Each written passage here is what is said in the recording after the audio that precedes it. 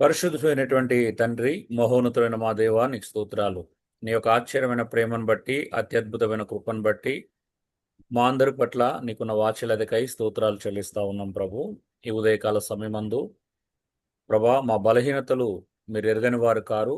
మాకు ఏది అవసరమో మా బలహీనతలు మేము ఎలా జయించాలో కూడా ప్రభా, మీరు మాతో మాట్లాడి మా హృదయాలను, మా ఆత్మలను సంధించి బలపరచమని వేడుకొంచున్నాం తండ్రి. మేము నీకు మరి కాస్త దగ్గర అవ్వటానికి ప్రభా ఈ సమయాన్ని మా కోసం ఆశీర్వదించండి. ఈ సందేశాన్ని ప్రభా మా హృదయాలలో, మా మనసులలో నిలుపుకొని ప్రభా నిన్ను గణపరచుటకు, నిన్ను మహిమపరచుటకు, నీ స్వారూప్యతలోకి మరి కాస్త మారుటకు కృప చూపించమని యేసు దివ్యనామములో వేడుకొంచున్నాను పరలోకపు తండ్రి. ఆమేన్. సో ఈరోజు మన అంశం పేరు విత్ ఫియర్, భయముతో. భయముతో అనేటువంటి మాట ఆ, అంటే క్రైస్తవ సమాజంలో విశ్వాసులకి, దేవుణ్ణి ఎరిగినటువంటి ప్రజలకి, దేవుని పిల్లలకి ఈ భయము అనేటువంటి విషయంలో అసలు వాస్తవం చెప్పాలంటే నిజంగా భయం ఉందా అని ప్రశ్నించుకున్నట్లయితే ఆ, తక్కువగా అనిపిస్తుంది. అనేక మందిని గమనిస్తున్నప్పుడు, అనేక మంది జీవితాల్లో చూస్తున్నప్పుడు దేవుడు ఉన్నాడు, సార్వభౌమ అధికారం కలిగినటువంటి వ్యక్తి మనల్ని చూస్తా ఉన్నాడు, మనతో ఉన్నాడు అనేటువంటి భయం నిజంగా ఉందా? భయం అనంటే మళ్ళీ ఇది నెగిటివ్ సెన్స్ కాదండి. భయం అనంటే నువ్వు వణికిపోవడము, గజగజలాడడం కాదు. ఈ భయం దేని గురించి మాట్లాడుతున్నామో చూద్దాం. చూడండి, ఇక్కడ సామెతలు మనందరికి తెలుసు. 1వ అధ్యాయం 7వ వచనం గాని, 9వ అధ్యాయం 10వ వచనంలో ఒక అత్యద్భుతమైన మాటను మనం చూస్తున్నాం. అందరికీ సుపరిచితమైనటువంటి మాటని. దేవుని యందు భయభక్తులు కలిగి ఉండుటయే తెలివికి లేదా జ్ఞానానికి మూలము అనేటువంటి మాటలు మనం చూస్తా ఉన్నాం. నీకు తెలివి ఉంది, నువ్వు తెలివిగా ప్రవర్తిస్తున్నావు, నువ్వు జ్ఞానవంతుడివి అనే దానికి బైబిల్ ఇస్తున్నటువంటి అతి ప్రాముఖ్యమైనటువంటి డెఫినేషన్, భావం ఏంటి అని అంటే భయభక్తులు కలిగి ఉండడం. దేవుడు అనంటే గౌరవం. భయం అనేది, భక్తి అనేది దేవునికి మనం చూపించేటువంటి అది గౌరవంతో ముడిపడినటువంటి విషయం. విత్ రెవరెన్స్ అన్నమాట. అంటే చాలా అంటే రెస్పెక్ట్తో కూడినటువంటి సందర్భం ఇది. ఆ భయము మనం నిజంగా కనబరుస్తున్నామా, మన జీవితంలో ఉందా అనేది మనం ఖచ్చితంగా ప్రశ్నించుకోవాలి. సో ఏంటి అసలు భయం అంటే? భయం అంటే ఏంటిది ఇక్కడ అంటే, ఇది జాగ్రత్తతో కూడిన భయం. ఇది సాధారణమైనటువంటి భయం కాదు. అంటే ఒక జాగ్రత్తతో కూడినటువంటి భయం, కేర్గా ఉండేటువంటి భయం. క్రైస్తవ జీవితంలో, మన అనుదిన జీవితంలో, మన మాటల్లోనూ, మన ఆలోచనలోనూ, మన ప్రవర్తనలోనూ మనం ఎలా ఉన్నాము అనేటువంటి జాగ్రత్త. అంటే ఇది భయంతో పారిపోవడానికి కాదు గాని, భావంతో, హెచ్చరికతో, జాగ్రత్తతో నడుచుకోవడాన్ని సూచిస్తుంది. ఈ భయము మనము ఎస్కేప్ అవ్వడానికి చేసే భయం కాదు. మనం పారిపోయే భయం కాదు. అంటే ఇప్పుడు నేను తప్పు చేశాను కాబట్టి ఇప్పుడు పారిపోవాలా? అంటే ఇప్పుడు ఆనాడు ఆదాము దేవునికి విరోధంగా పాపం చేసినప్పుడు, తప్పు చేసినప్పుడు ఏదో తోటలో దాక్కోవడానికి ప్రయత్నం చేశాడు కదా! అలా దాక్కోవడం కాదు. ఈ భయము పారిపోవడానికి సంబంధించిన భయం కాదు. ఇది లేదా దాక్కోవడానికి సంబంధించినటువంటి భయం కాదు. మన యొక్క బలహీనతలను, పాపాన్ని దాచిపెట్టుకోవడానికి ప్రయత్నం చేసేటువంటి భయం కాదు ఇది. అది అది ఆ భయం గురించి మాట్లాడట్లే. అలాంటి భయం సరైనటువంటి భయం కాదు. అది బైబిల్ సంబంధమైనటువంటి భయం కాదు. రెండోది, ఇది నిర్విరామంగా భయపడడం కాదు. అంటే నువ్వు ఎప్పుడు ఏదో ఒక భయంలో బ్రతకడం కాదు. ఎప్పుడు భయపడుతూ, భయపడుతూ, భయపడుతూ ఉండడం కాదు ఇది. ఈ భయం ఏంటిది అని అంటే దైవభక్తితో కూడిన పరిస్థితులలో, అంటే సృహలో, పరిణామాలను పరిగణలోకి తీసుకొని నడుచుకునేటువంటి ధోరణి.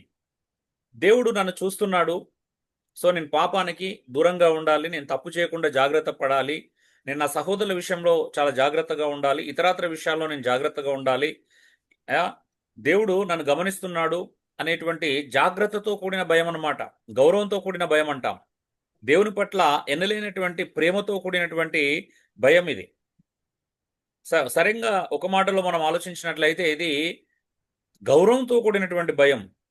మరి ఈ భయం మనకుందా? అంటే కృత నిబంధనలో మనం గమనిస్తున్నప్పుడు చాలా ప్రాముఖ్యమైన విషయాలను మనం చూడొచ్చు. అంటే భయపడొద్దు అని చెప్తున్నాడు. అక్కడ ఉన్న సందర్భం వేరు. దేవుడు మనకు పిరిగితనం గల ఆత్మని ఇవ్వలేదు, గుండె నిబ్బరం గల ఆత్మనిచ్చాడు అని అంటే ఆ సందర్భం వేరు. ఆ సందర్భం నెక్స్ట్ వీక్ చూద్దాం. కానీ ఈ సందర్భం మనం ఏం చూస్తున్నాము అని అంటే అసలు భయము అనేది మనం కలిగి ఉంటే, భయం అనేది మనం కలిగి ఉంటే మన మాట, మన ప్రవర్తన, మన ఆలోచన విధానం ఎంతగా మారుతుంది. దేవుని పట్ల నిజమైనటువంటి భయం మనకుంటే, గౌరవం, నేను ఇక్కడ మాట్లాడుతున్నటువంటి భయం దేనికి సంబంధించింది అని అంటే గౌరవంతో కూడిన భయం గురించి మాట్లాడుతున్నాం. దేవుడు అంటే వణికిపోయి దగ్గరికి రాకుండా ఉండడం కాదు. ఎందుకంటే మన దేవుడు ఏమంటారు, భయంకరుడు కాదు, క్రూరుడు కాదు భయపడి దాక్కోవడానికి. ఆయన ప్రేమ కలిగిన వాడు, ఆయన నీతిమంతుడు, ఆయన సౌమ్యుడు, ఆయన చాలా మంచివాడు. అలాంటి మంచివానికి ఎలాంటి భయం చూపించగలుగుతాం? ప్రేమ కలిగిన వానికి, మంచివానికి చూపించే భయం అనేది గౌరవంతో కూడిన భయం, అది విధేయతతో కూడినటువంటి భయము, అది వినయంతో కూడినటువంటి భయం మనం కలిగి ఉన్నామా? ఈరోజు చాలా మందిలో మనం చూసేటువంటి కొరత ఏంటి అంటే వినయం కానీ, విధేయత కానీ అవి కనిపించవు. అరే దేవుడికి నేను వినయం చూపించాలి, విధేయత చూపించాలి. వాక్యం చదువుతున్నప్పుడు, వాక్యం అనంటే వాక్యం నేర్చుకుంటున్నప్పుడు లేదా చదువుతున్నప్పుడు, మనం వింటున్నప్పుడు దాని పట్ల మనకు ఉండే చూపించాల్సినటువంటి వినయం ఎక్కడ చూపిస్తున్నాం, విధేయత ఎక్కడ చూపిస్తున్నాం, అక్కడ మనం పరిశీలించుకోవాలి. భయం అనంటే దాక్కోవడం కాదు, భయం అంటే పారిపోవడం కాదు, భయం అంటే మనం చేసిన తప్పులను దాచిపెట్టడం కాదు. భయం అనంటే దేవుడు అని పేరు వినగానే గజగజలాడుతూ వణుకుపోవడం కాదు. భయం అనంటే ఇది గౌరవంతో కూడినది. దేవుడంటే ఒక రెస్పెక్ట్ ఉండాలి. దేవుడంటే ఒక ఆ గౌరవం ఉండాలి, రెవరెన్స్ ఉండాలి. దేవుడంటే మనకు ఒక అది ఉండాలి. అంటే అరే దేవుడు నన్ను ఇంత ప్రేమిస్తున్నాడు కదా, ఆయనకు నేను ఏం చేస్తున్నాను, నేను వినయం చూపిస్తున్నానా, విధేయత చూపిస్తున్నాను, అదే అది భయం అంటే. ఇక్కడ భయం మాట్లాడుకున్న విత్ ఫియర్ అనేది మనం దేని గురించి మాట్లాడుతున్నాం అంటే హంబుల్నెస్ గురించి మాట్లాడుకుంటున్నాం, ఒబీడియన్స్ గురించి మాట్లాడుతున్నాం. మరి ఇదే కొదువవుతుంది క్రైస్తవులలో. దేవుడు చెప్పినటువంటి మాటలను మనం సీరియస్గా తీసుకుంటున్నామా? ఆ గౌరవం ఉందా? నీకు దేవుడంటే శిక్షిస్తాడనే భయం ఉండటం వేరు. కానీ దేవుడు నిన్ను ప్రేమిస్తున్నాడు, నిన్ను క్షమిస్తాడు, నీ బలహీనతలో నీకు సహాయం చేస్తాడు అనేటువంటి ధోరణి, ఆలోచన విధానం, ఆ భావజాలం నీలో డెవలప్ అవుతుందా? నీకు అది నమ్ముతున్నావా? సో నువ్వు ఏదైనా కావచ్చు, నీకు ఎన్ని బలహీనతలను ఉండొచ్చు, నువ్వు తప్పులు చేస్తుండొచ్చు, నువ్వు పాపం చేత శోధించబడుతూ ఉండొచ్చు. కానీ అవన్నీ విషయాలలో నువ్వు దేవుని పట్ల గౌరవం ఉన్నట్లయితే, నిజమైనటువంటి భయం ఉన్నట్లయితే నువ్వు ఆయన దగ్గరికి వస్తావు, ఆయన మీద ఆధారపడతావు. నీ ఆలోచనలను, నీ మాటలను, నీ ప్రవర్తనను మార్చమని అడుగుతావు. ఆయనకు అనుకూలంగా మార్చుకోమని నిన్ను ఏం చేస్తావంటే సబ్మిసివ్ చేసుకుంటావు, లొంగిపోతావు, నువ్వు విధేయత చూపిస్తావు, ఒబిడియన్స్ చూపిస్తావు, హంబుల్గా ఉంటావు, వినయ మనస్కుడివై ఆయన దగ్గరికి ఆయనకు అప్పగించుకుంటావు. ఇది జరుగుతుందా అనుదినం మన జీవితంలో? ఒకవేళ జరగలేకపోతే ఖచ్చితంగా మనం ఈరోజు దాన్ని పరిశీలన చేసుకోవాలి అండి. సో ఏంటి ఇంతకి భయం అనంటే, నేను ఒక్కొక్క మాటను మేము చూస్తాం. W for walk in fear and trembling. భయముతోను వణుకుతోను నడుచుట. ఏంటిదంటే ఇది? భయముతో వణుకుతో నడుచుట అంట. కొరింథీయులకు రాసినటువంటి పత్రిక 2వ అధ్యాయం 3వ వచనంలో మీరు ఒకసారి చూడండి, చదువుతారా ఎవరైనా? మరియు ఏమన్నాడు, నేను బలహీనతతోను భయముతోను ఎంతో వణుకుతోను మీ యొద్ద నుంటిని అంటున్నాడు. అంటే సంఘము నడిపిస్తున్నప్పుడు సహోదరుల మధ్యలో పౌలు ఎలా ప్రవర్తిస్తున్నాడు, ఏంటి భయము అంటే, ఎలాంటి భయం ఇది? వణికిపోతున్నాడా సంఘం అంటే, లేకపోతే విశ్వాసులు అంటే వణికిపోతున్నాడా? అలాంటి భయం కాదు. ఇది ఎలాంటి భయం అంటే తను ఎంత జాగ్రత్తగా ఉంటున్నానో చెప్తున్నాడు. మనకు ఆ జాగ్రత్త ఉందా? సంఘంతో ఉన్నప్పుడు, సమాజంలో ఉంటున్నప్పుడు మనకు జాగ్రత్త ఉందా? పౌలు యొక్క ఉద్దేశం చూడండి, నేను మీ మధ్యలో ఎలా నడుచుకున్నానో చెప్తున్నాడు. మీ మధ్యలో ఉన్నప్పుడు నేను ఎంత జాగ్రత్తగా ఉన్నానో చెప్తున్నాడు. నా ప్రవర్తన, నా మాట, జీవితము, మీ విషయంలో, నేను బోధ విషయంలో కానీ ఇతరత్ర అన్ని విషయాల్లో జాగ్రత్త గురించి మాట్లాడుతున్నాడు. ఆ జాగ్రత్త మనం కలిగి ఉంటున్నామా? నాయకత్వంలో అంటే స్టేజ్ ఎక్కి మైక్ పట్టుకొని బోధించడం చాలా సులభమైనటువంటి విషయం. కానీ కానీ మన వ్యక్తిగత జీవితాన్ని, మన మాటలను, మన ప్రవర్తనని, మన యొక్క ఆశలని, మన యొక్క ఎమోషన్స్‌ని, మన యొక్క బోధని జాగ్రత్త చేసుకోవడం అంత సులువైన విషయం కాదు. అది అది మనం పౌలు జీవితంలో అనేకమైన విషయాలు అవి చూస్తా ఉంటాం. ఆయన బోధ విషయంలో జాగ్రత్త పడ్డాడు. తన ప్రవర్తన విషయంలో జాగ్రత్త పడ్డాడు. చాలా విషయాల్లో జాగ్రత్త పడ్డాడు. ఇక్కడ భయము అనంటే జాగ్రత్త. ఎంత జాగ్రత్తగా ఉన్నాడో చెబుతున్నాడు. సంఘం ఎదుట తాను ఎంత జాగ్రత్తగా ఉన్నాడో చెబుతున్నాడు. ఎందుకు అనంటే ఎక్కడ తనను చూసి సంఘం బలహీనపడిపోవడం పౌలుకి ఇష్టం లేదు. తన మాటలను బట్టో, ప్రవర్తనను బట్టో, లేకపోతే ఇతరాత్ర బోధన బట్టో, ఇంకా ఏ విషయంలోనైనా కూడా సంఘం బలహీన పడిపోవడము, తనను బట్టి అది కావడము పౌలుకి ఇష్టం లేదు. అందుకే చాలా విషయాల్లో జాగ్రత్తగా ఉన్నాడు. ఈవెన్ మీరు కొరింథీ పత్రిక అంతా చదివితే ఈవెన్ ఫుడ్ విషయంలో కూడా జాగ్రత్త వహించాడు ఆయన. అని ఎంత జాగ్రత్త తీసుకున్నాడు అని అంటే, మీరు కొరింథీ పత్రిక 8, 10 అధ్యాయాలు చదివినప్పుడు మీకు ఒకటి అర్థమవుతుంది. ఏంటో తెలుసా? ఎంత జాగ్రత్త తీసుకున్నాడంటే, ఆయన మాంసం తింటేనంట, ఒకవేళ అది వేరే వాటికి అర్పించినది, విగ్రహాలకు అర్పించినది అనుకుంటారని అనుకోని అలా బలహీన పడిపోతారని చెప్పేసి మాంసం ముట్టడమే నేను మానేస్తున్నా అన్నాడంట. అంత అంత జాగ్రత్త పడ్డాడు ఆయన. అంటే ఒక ఒక బలహీనుణ్ణి కాపాడడానికి, ఒక బలహీనమైనటువంటి సహోదరుణ్ణి రక్షించడానికి, అతని ఆత్మని ప్రొటెక్ట్ చేయడానికి, అతన్ని క్రీస్తులో నిలపడానికి పౌలు తీసుకున్న జాగ్రత్తలు మామూలు మామూలు జాగ్రత్త కాదండి. మనకు ఉంటదా అంటే అట్లా ఒకరి పట్ల మనం అంత జాగ్రత్తగా ఉండాలన్నంత ఉంటుందా? మీరు ఆలోచించండి ఒకసారి. మనం సంఘంలో సహోదరుల కోసం నిజంగా అంత జాగ్రత్త ఉందా? అరే! మనం ఏమన్నా ఏదైతే పాపం మనల్ని బట్టి బలహీన పడిపోతారనే భయం జాగ్రత్త ఉందా? ఆ భయం ఉందా మనకి? అయ్యో! నన్ను బట్టి ఎవరైనా బలహీన పడిపోతారు అనే భయం ఉంటే, ఆ జాగ్రత్త ఉంటే, మనం చాలా విషయాల్లో మారుతాం. మన మాట, మన ప్రవర్తన, మన సమయపాలన అన్నీ చేంజ్ అయితాయి. మన లేజినెస్ జయిస్తాం. మన సోమరితనాన్ని జయిస్తాం. మన ప్రతి బలహీనతను ఓవర్‌కమ్ చేస్తాం. సంఘం పట్ల, దేవుని పట్ల మనకు ఆ జాగ్రత్త ఉంటే, భయం ఉంటే, అరే! నేను కట్టాలి గాని కూల్చకూడదు. నా వల్ల వీళ్ళు ప్రోత్సహించబడాలి గాని డిస్కరేజ్ గాకూడదు. మన సంఘంలో నాయకులు గాని, సంఘ పెద్దలు ఎల్డర్స్ కానీ, లేకపోతే తోటి విశ్వాసులు గాని, తోటి సహోదరి, సహోదరులు గాని ఇంకా ప్రోత్సహించబడాలి. నా రాక వలన, నా మాట వలన, నా ప్రవర్తన వలన, ఆహ్, నా నా డిసిప్లిన్ వలన, నా యొక్క ఆత్మ సంబంధమైన డిసిప్లిన్ క్రమశిక్షణ వలన నా తోటివారు ప్రోత్సహించబడాలి గాని, బలహీన పడిపోకూడదు అనేటువంటి జాగ్రత్త నిజంగా మనకుందా? మీరొకసారి పరిశీలించుకోండి. We are not children. అంటే మనం ఇంకా కిడ్స్ గాదు, పిల్లలం కాదు. మనము ఇంకా మెచ్యూర్డ్ ఎనఫ్ అనేది జరగాలి. అంటే మనం ఇంకా పరిపూర్ణతలోకి, పరిపక్వత కలిగినటువంటి వ్యక్తులుగా నడుచుకుంటున్నామా? ఇంకా చిన్న పిల్లల్లాగా మనకు చిన్న చిన్న విషయాలు కూడా చెప్పించుకునే పరిస్థితిలో మనం ఉంటున్నామా? ఒకసారి ఆలోచించండి. ఎంత సిగ్గుగా ఉంటదండి చిన్న చిన్న విషయాలు మనం చెప్పించుకుంటే. హ్మ్. అదేదైనా గావచ్చు. మన ప్రవర్తన గావచ్చు, లేకపోతే మన సమయపాలన గావచ్చు, సహవాసం విషయంలో మన ఇంకా ఏమంటారు సీరియస్‌నెస్ లేకపోవడం కావచ్చు. అరే! నన్ను బట్టి ఒక సహోదరుడు, నా తోటి వాళ్ళు ఎవరైనా ఒకరు బలహీన పడిపోతారు గదా! అనే భయం లేకపోవడం, జాగ్రత్త లేకపోవడం ఒకసారి ఆలోచించండి. ఉందా నిజంగా ఆ భయం, ఆ జాగ్రత్త ఉంటే మనం ఏం చేస్తామంటే మనకు పరిస్థితులు అనుకూలించకపోయినా మనము మారిపోతాం తెలుసా? మనము ఆత్మ సంబంధమైన వ్యక్తులుగా అభివృద్ధి చెందుతా ఉంటాం. సంఘం పట్ల మనము ఆ జాగ్రత్త వహిస్తాం. పరిస్థితులు అనుకూలించవు కొన్నిసార్లు. ఆరోగ్యం సహకరించదు. ఆర్థికత సహకరించదు. మన యొక్క లేజినెస్ సోమరితనం గావచ్చు. లేపోతే రాత్రి మనము చేసినటువంటి పొరపాట్లు లేట్ నైట్ పడుకోవడం, ఉదయం లేవకపోవడం గావచ్చు, లేకపోతే ఇతర ఫ్యామిలీ ప్రాబ్లమ్స్ కావచ్చు. ఎన్ని ఉన్నా దేవుడంటే మనకు భయం అనంటే, సంఘము తను ప్రేమించినటువంటి, తన ప్రాణం పెట్టినటువంటి సంఘం పట్ల గూడా మనం జాగ్రత్త వహిస్తాం. దేవుని పట్ల జాగ్రత్తగా ఉంటాం. అయ్యో! దేవుడు సంఘం పట్ల మనకు చెప్పినటువంటి మాటల పట్ల మనం చాలా సీరియస్‌గా ఉంటాం. జాగ్రత్తగా ఉంటాం. అందుకే అంటాడు పౌలు కొరంథీ సంఘములో ఎంత జాగ్రత్త వహించాడో మీరు అది చదవండి మీకు అర్థమవుతది. అలా మధ్యలో తన రక్షణను ఈవెన్ భయముతో, వణుకుతో సొంత రక్షణను కొనసాగించుకోమని చెప్పడం మనం చూస్తాం. ఈవెన్ క్రైస్తవ జీవితం అంటే కేవలం ఏదో మనం అనుకునేది కాదు. కేవలం అటెండెన్స్ ఇస్తే సరిపోతది. లేకపోతే ఇంకేదో చేస్తే సరిపోతది కాదు. క్రైస్తవ జీవితం అంటే మన సొంత రక్షణను ఈవెన్ భయంతో, వణుకుతో కొనసాగించుకోవడం కూడా కనిపిస్తుంది. అంటే నడుచుకొనుట ఈవెన్ జీవితంలో, ప్రవర్తనలో మనము మన మాటల్లో, మన ప్రవర్తనలో, మన చుట్టూ ఉన్నవాళ్ళు మనల్ని అబ్జర్వేషన్ చేస్తారు. మనల్ని చూస్తారు. మనల్ని గమనిస్తారు అనేటువంటి భయం అన్నమాట. ఈ భయం. ఇది ఉండాలి. ఈ జాగ్రత్త ఉండాలి. ఇది ఒక వ్యక్తికి మనం వణికిపోవడం కాదు. ఇది మన చుట్టూ ఉన్న వాళ్ళని చూసి గజగజలాడడానికి సంబంధించింది కాదు. ఇది జాగ్రత్తకు సంబంధించినటువంటి విషయం. మనం జాగ్రత్తగా నడుచుకుంటున్నామా అనేది చాలా ప్రధానమైనటువంటి విషయం అండి. హ్మ్.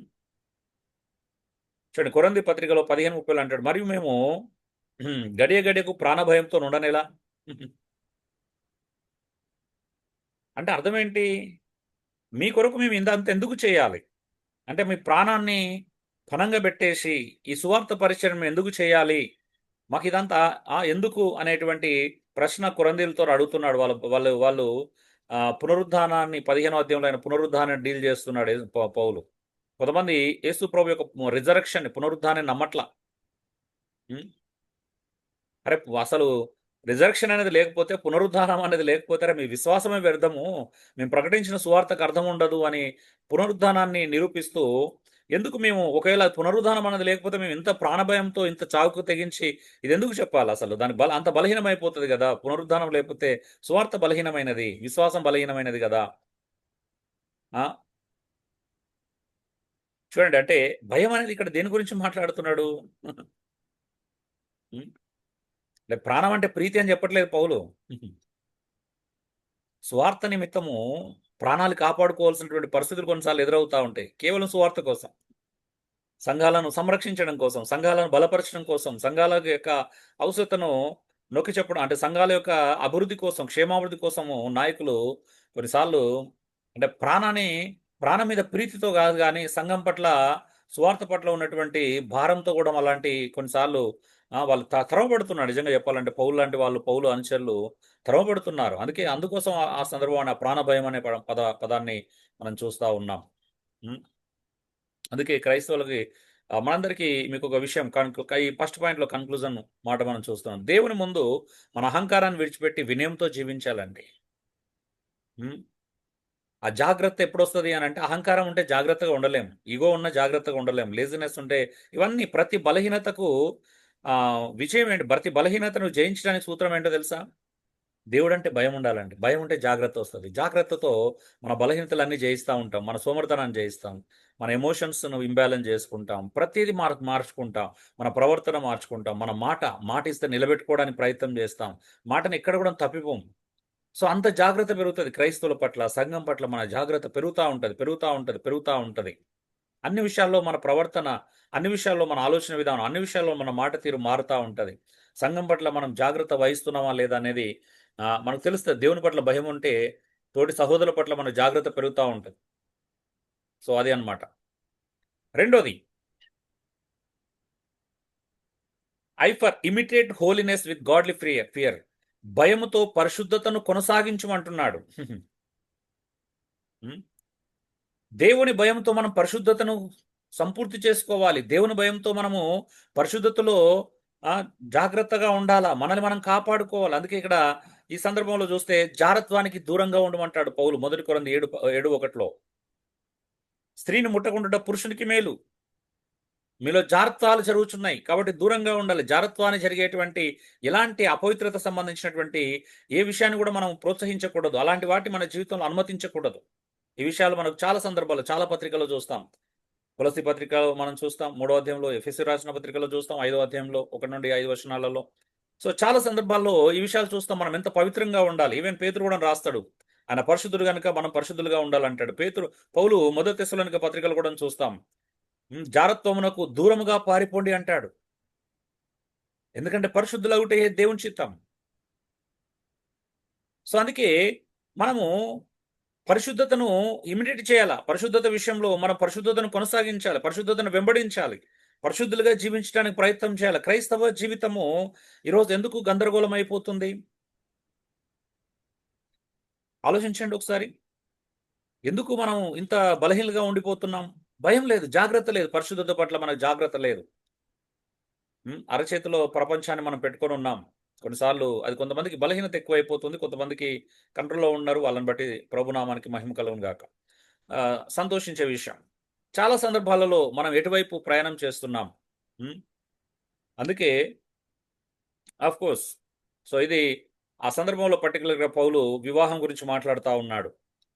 జారత్వాలు జరుగుతున్నాయి కాబట్టి ప్రతి పురుషునికి సొంత భార్య ఉండాలి, ప్రతి స్త్రీకి సొంత భర్త ఉండాలి అనేటువంటి నియమాన్ని పౌలు అక్కడ చెబుతా ఉన్నాడు. ఒకవేళ అది జరిగినట్లయితే సో పాపము దూరం అవుతుంది, అనవసరమైనటువంటి కామతురత ఉండదు, అనవసరమైనటువంటి లస్ట్ సంబంధించిన అనవసరమైనటువంటి జారత్వానికి లోబడాల్సినటువంటి అవసరం ఉండదు. సో జారత్వం చాలా ప్రమాదకరమైనటువంటి పాపంగా బైబిల్ నొక్కి చెప్తుంది. సో అందుకే ఏ రకమైనటువంటి ఈవెన్ లస్ట్ అంటే స్త్రీని మోహప్సోప్తో చూసినా కూడా బైబిల్ పరంగా మనకు అది హృదయంలో వ్యభిచారం చేసిన వాళ్ళమే. ఒకవేళ శరీరంతో వ్యభిచారం చేయకపోయినా అది హృదయంలో వ్యభిచారం చేసినట్టే అవుతుంది అనేది బైబిల్ చాలా స్పష్టంగా సెలవిస్తూ ఉంది.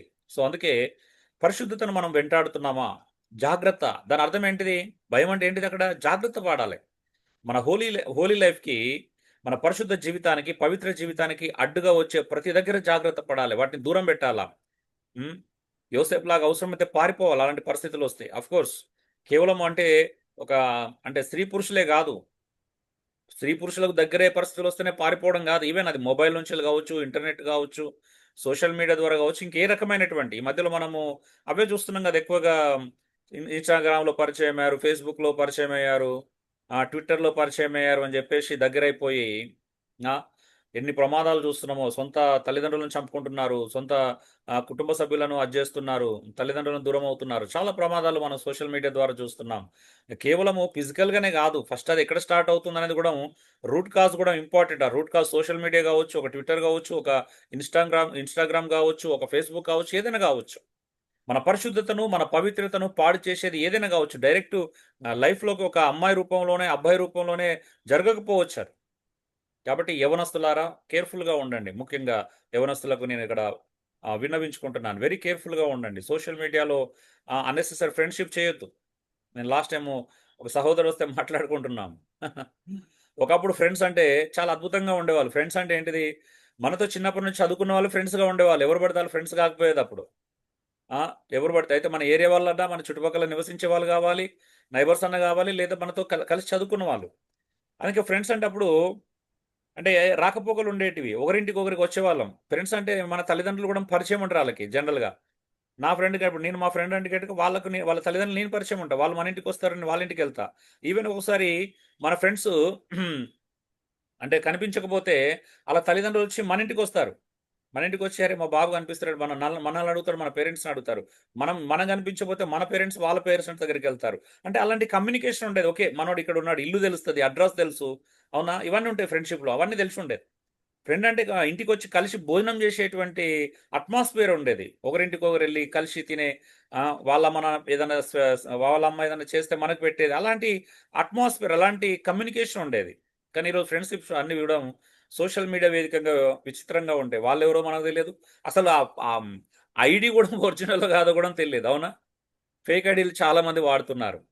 సో, అందుకే మోసపోతున్నారు. అసలు ఆ ఫేక్ ఐడీలు గూడా మనం అంటే ఏంటి అసలు ఈరోజు ఫ్రెండ్‌షిప్‌కి వాల్యూ లేదు. ఫేస్‌బుక్ ఫ్రెండ్‌షిప్సు, సోషల్ మీడియా ఫ్రెండ్‌షిప్సు, ఇన్‌స్టాగ్రామ్ ఫాలోయింగు ఇవన్నీ గూడా ఫేక్. నాకే ఆశ్చర్యం అనిపించింది. అసలు నిజంగా మనకు ముఖ పరిచయం ఉండరక్కడ. ముఖ పరిచయం ఉండదు. వాళ్ళ కుటుంబ బ్యాక్‌గ్రౌండ్, ఫ్యామిలీ బ్యాక్‌గ్రౌండ్ తెలవదు. మన గురించి ఆళ్ళకి తెలియదు. ఆ! రేపేమన్నా అయితే అడగడానికి గూడా అవకాశాలు ఉండవు. ఏమన్నా జరిగితే గూడా. అలాంటి పరిస్థితులు. కాబట్టి ఇలాంటి చాలా ప్రమాదం. నీ పరిశుద్ధ జీవితాన్ని పాడు చేసే ప్రతి దానికి నువ్వు దూరంగా ఉండాలి. హ్మ్. నీ పరిశుద్ధతని, నీ పవిత్రతని నాశనం జేయడానికి నీ జీవితంలో ఎవరికీ నువ్వు పర్మిషన్ ఇవ్వకూడదు. ఎవరికి అవకాశం ఇవ్వకూడదు. దేనికి అవకాశం ఇవ్వకూడదు. అంతగా నువ్వు ఇమిటేట్ చేయాలి హోలీనెస్‌ని. ఎలా అంటే గాడ్‌లీ ఫియర్ ఉండాలి. నీకు దైవ భయం ఉండాలి. దైవ భక్తి ఉండాల. జాగ్రత్త ఉండాలి. దేవుడు నన్ను చూస్తున్నాడు. ఎందుకంటే అది ఆజ్ఞ. మనం పరిశుద్ధులుగా ఉండడం అనేది ఆజ్ఞ.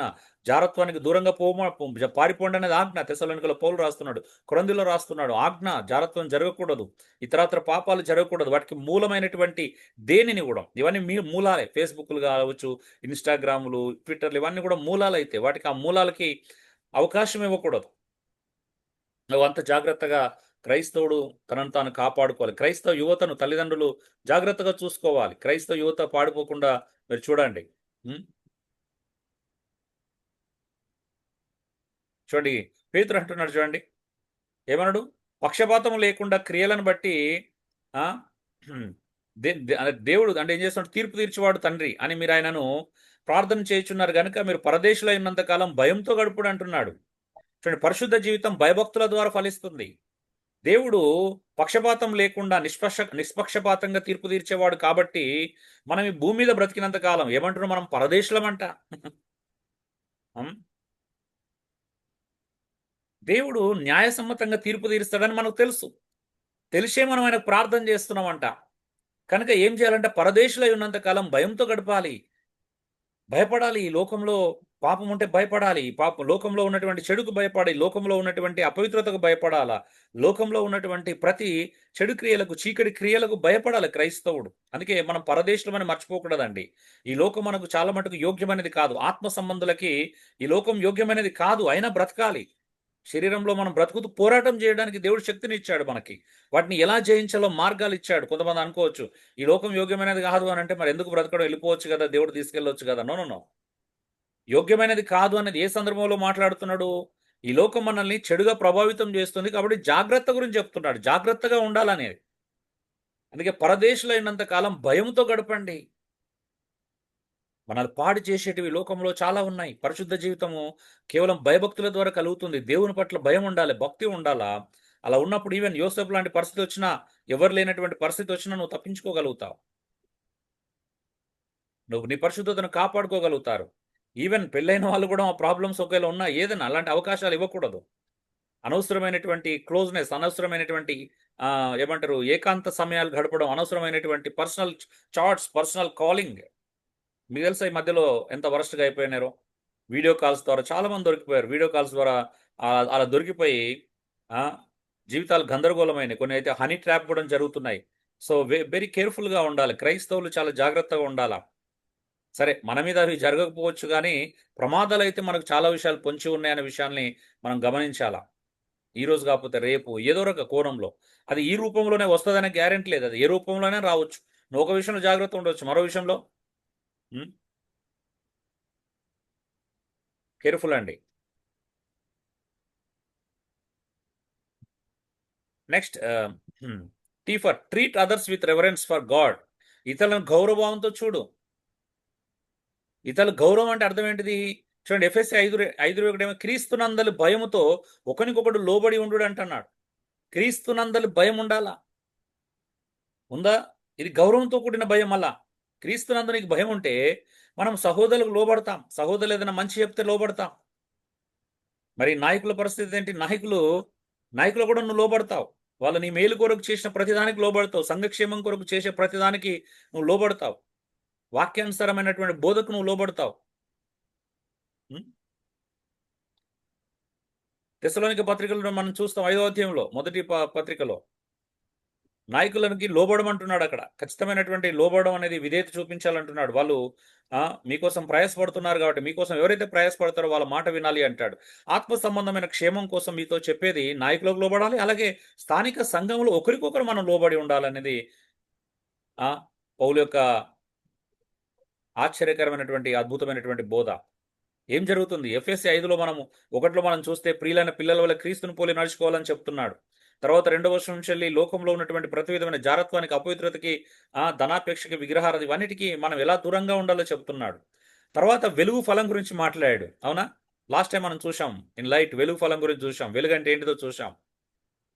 వెలుగు సమస్త విధమైన మంచితనంతోని, ఆ! సమస్త విధమైనటువంటి నీతి ఫలంతో ఎలా నింపబడి ఉంటదో మనం చూసాం. అదంతా చెప్పుకుంటూ వస్తున్నాడు. తర్వాత ఈ లోకంలో జాగ్రత్తగా ఉండమని చెప్పాడు.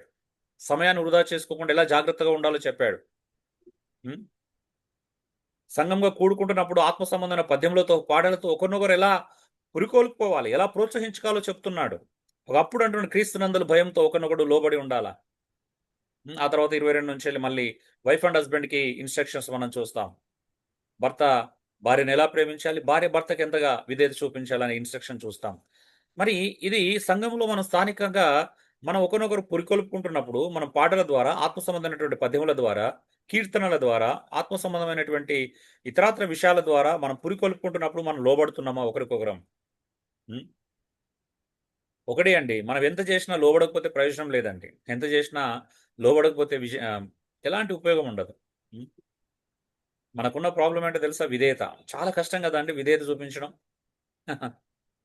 తెలియనటువంటి అహంకారం, తెలియనటువంటి గర్వం, తెలియనటువంటి నెగ్లిజెన్సీ, నిర్లక్ష్యం ఉంటది.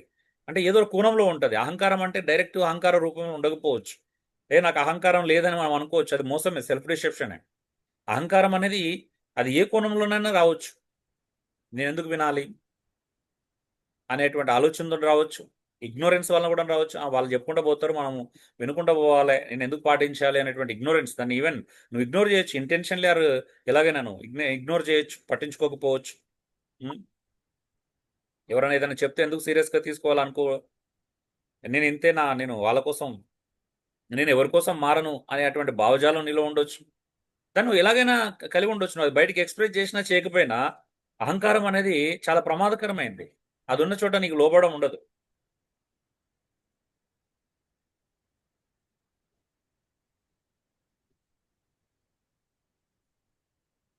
మనందరూ తెలుసు. తెలియంది ఏముంది? దేవుడు అహంకారాలను ఎదిరిస్తాడండి. దీనులకు మాత్రమే కృప.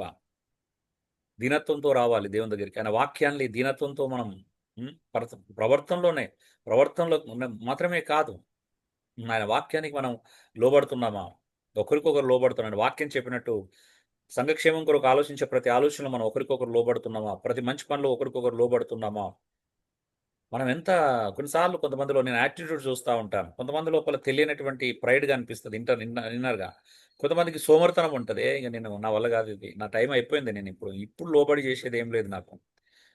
ఏదైనా కూడా అదంతా ప్రమాదకరమే, అది ఏది మంచిది కాదు. నువ్వు ఎలాగైనా సమర్థించుకోవచ్చు దాన్ని. అది నీకు సంబంధించింది అయినప్పుడు, నువ్వు చేయాల్సింది వచ్చినప్పుడు ఖచ్చితంగా నువ్వు దాన్ని పాటించాలా. చూడండి తర్వాత ఎఫెస్ 5:30, భార్య అయితే తన భర్త యందు భయము కలిగి ఉండునట్లు చూసుకోవాలంట. అసలు ఆ భయం ఎక్కడుంది? ఆ జాగ్రత్త ఏడుంది? భయం అంటే ఏంటి? వణికిపోవడం కాదు. భర్త అంటే వణికిపోవడం కాదు. జాగ్రత్తగా ఉండాలి. భర్త అనేవాడు నీ యజమాని అని బైబిల్ సెలవిస్తుంది, నీకు హెడ్ అని చెప్తుంది. నువ్వు నీ భర్త భార్యకు శిరస్సు అని బైబిల్ సెలవిస్తుంది. జాగ్రత్తగా ఉండాలా. చూడండి ఈవెన్ పేతుల్లో ఈ సందర్భంలో చూసాం కదా, ఎఫెసీ 5:1 తర్వాత కూడా భార్యాభర్తల సందర్భాలే. పేతురు 3:2, వారు భయంతో కూడిన మీ ప్రవర్తన చూసి వాక్యం లేకుండా తమ భార్యల వలన నడవడి వలన రాబట్టబడవచ్చునంట. చూడండి, భార్య యజమానుడని భర్తను గౌరవిస్తూ ఆ భయమైన ప్రవర్తన చూస్తేనంట పవిత్రత అలా బయటపడుతుందంట. సో ఈరోజు చాలా మందికి ఆ భయం లేదు. చాలా మంది నేను గమనిస్తానే ఉన్నాను. మరి ఎందుకు దేవుడు ఊరికనే చెప్పాడా? పౌలు ఊరికనే రాశాడా లేఖనాలు? పరిశుద్ధాత్మ ప్రేరేపణతో ఈ మాటలు రాయలేదా? భర్తలకు భార్యను ప్రేమించమన్నప్పుడు పరిశుద్ధాత్మ ప్రేరేపణే కదా. భార్యలు భర్తలకి భయం కలిగినట్టు చూసుకోవాలనేది పరిశుద్ధాత్మ ప్రేరేపణే కదా. ఎందుకు నువ్వు దీన్ని సీరియస్గా తీసుకో? అందుకే కదా మనం ఎందుకు సమస్యలు వస్తున్నాయి, ఎందుకు మనం ఇంకా ఇవన్నీ ఫేస్ చేస్తున్నాం, ఎందుకు మన బలహీనతలు ఎందుకు అదవుతున్నాయి అంటే, ఈ బలహీనతలని మనం ఓవర్కమ్ చేసేది విధేయత చూపించినప్పుడే.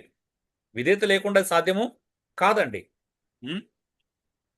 సో విధేయత లేకుండా సాధ్యము కాదు.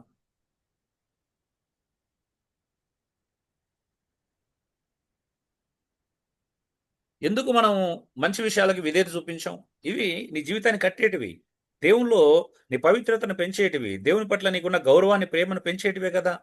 ఎందుకు నువ్వు విధేయత చూపించావు అనేది ఆలోచించి ఒకసారి. ఈరోజు చాలా కుటుంబాల్లో నేను చూస్తూనే ఉన్నాను.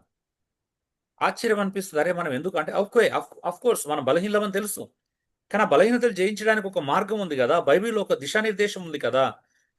అది ఎప్పుడు స్టార్ట్ అవుతుంది? నువ్వు విధేయత స్టార్ట్ చేసినప్పుడు కదా, నువ్వు లోబడడానికి ఇష్టపడినప్పుడు కదా, సిద్ధపడినప్పుడు కదా. పురుషుడైనా స్త్రీ అయినా ఎవరైనా కావచ్చు, దేవునికి విశ్వాసులైన నాయకులైనా దేవునికి అప్పగించుకొని లోబడినప్పుడే జీవితంలో మార్పు అనేది చూస్తూ ఉంటాం. H for humbly serve with godly fear.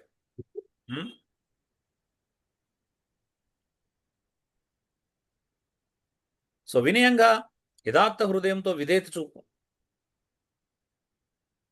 చూడండి ఒకసారి చదువుతారు ఎఫ్ఎస్సి 6:5 భయముతోను వణుకుతోను అంటాడు. భయముతోను వణుకుతోను. వణుకు ఏంటిది? వణుకంటే ఏంటిది? క్రీస్తునకు వలే.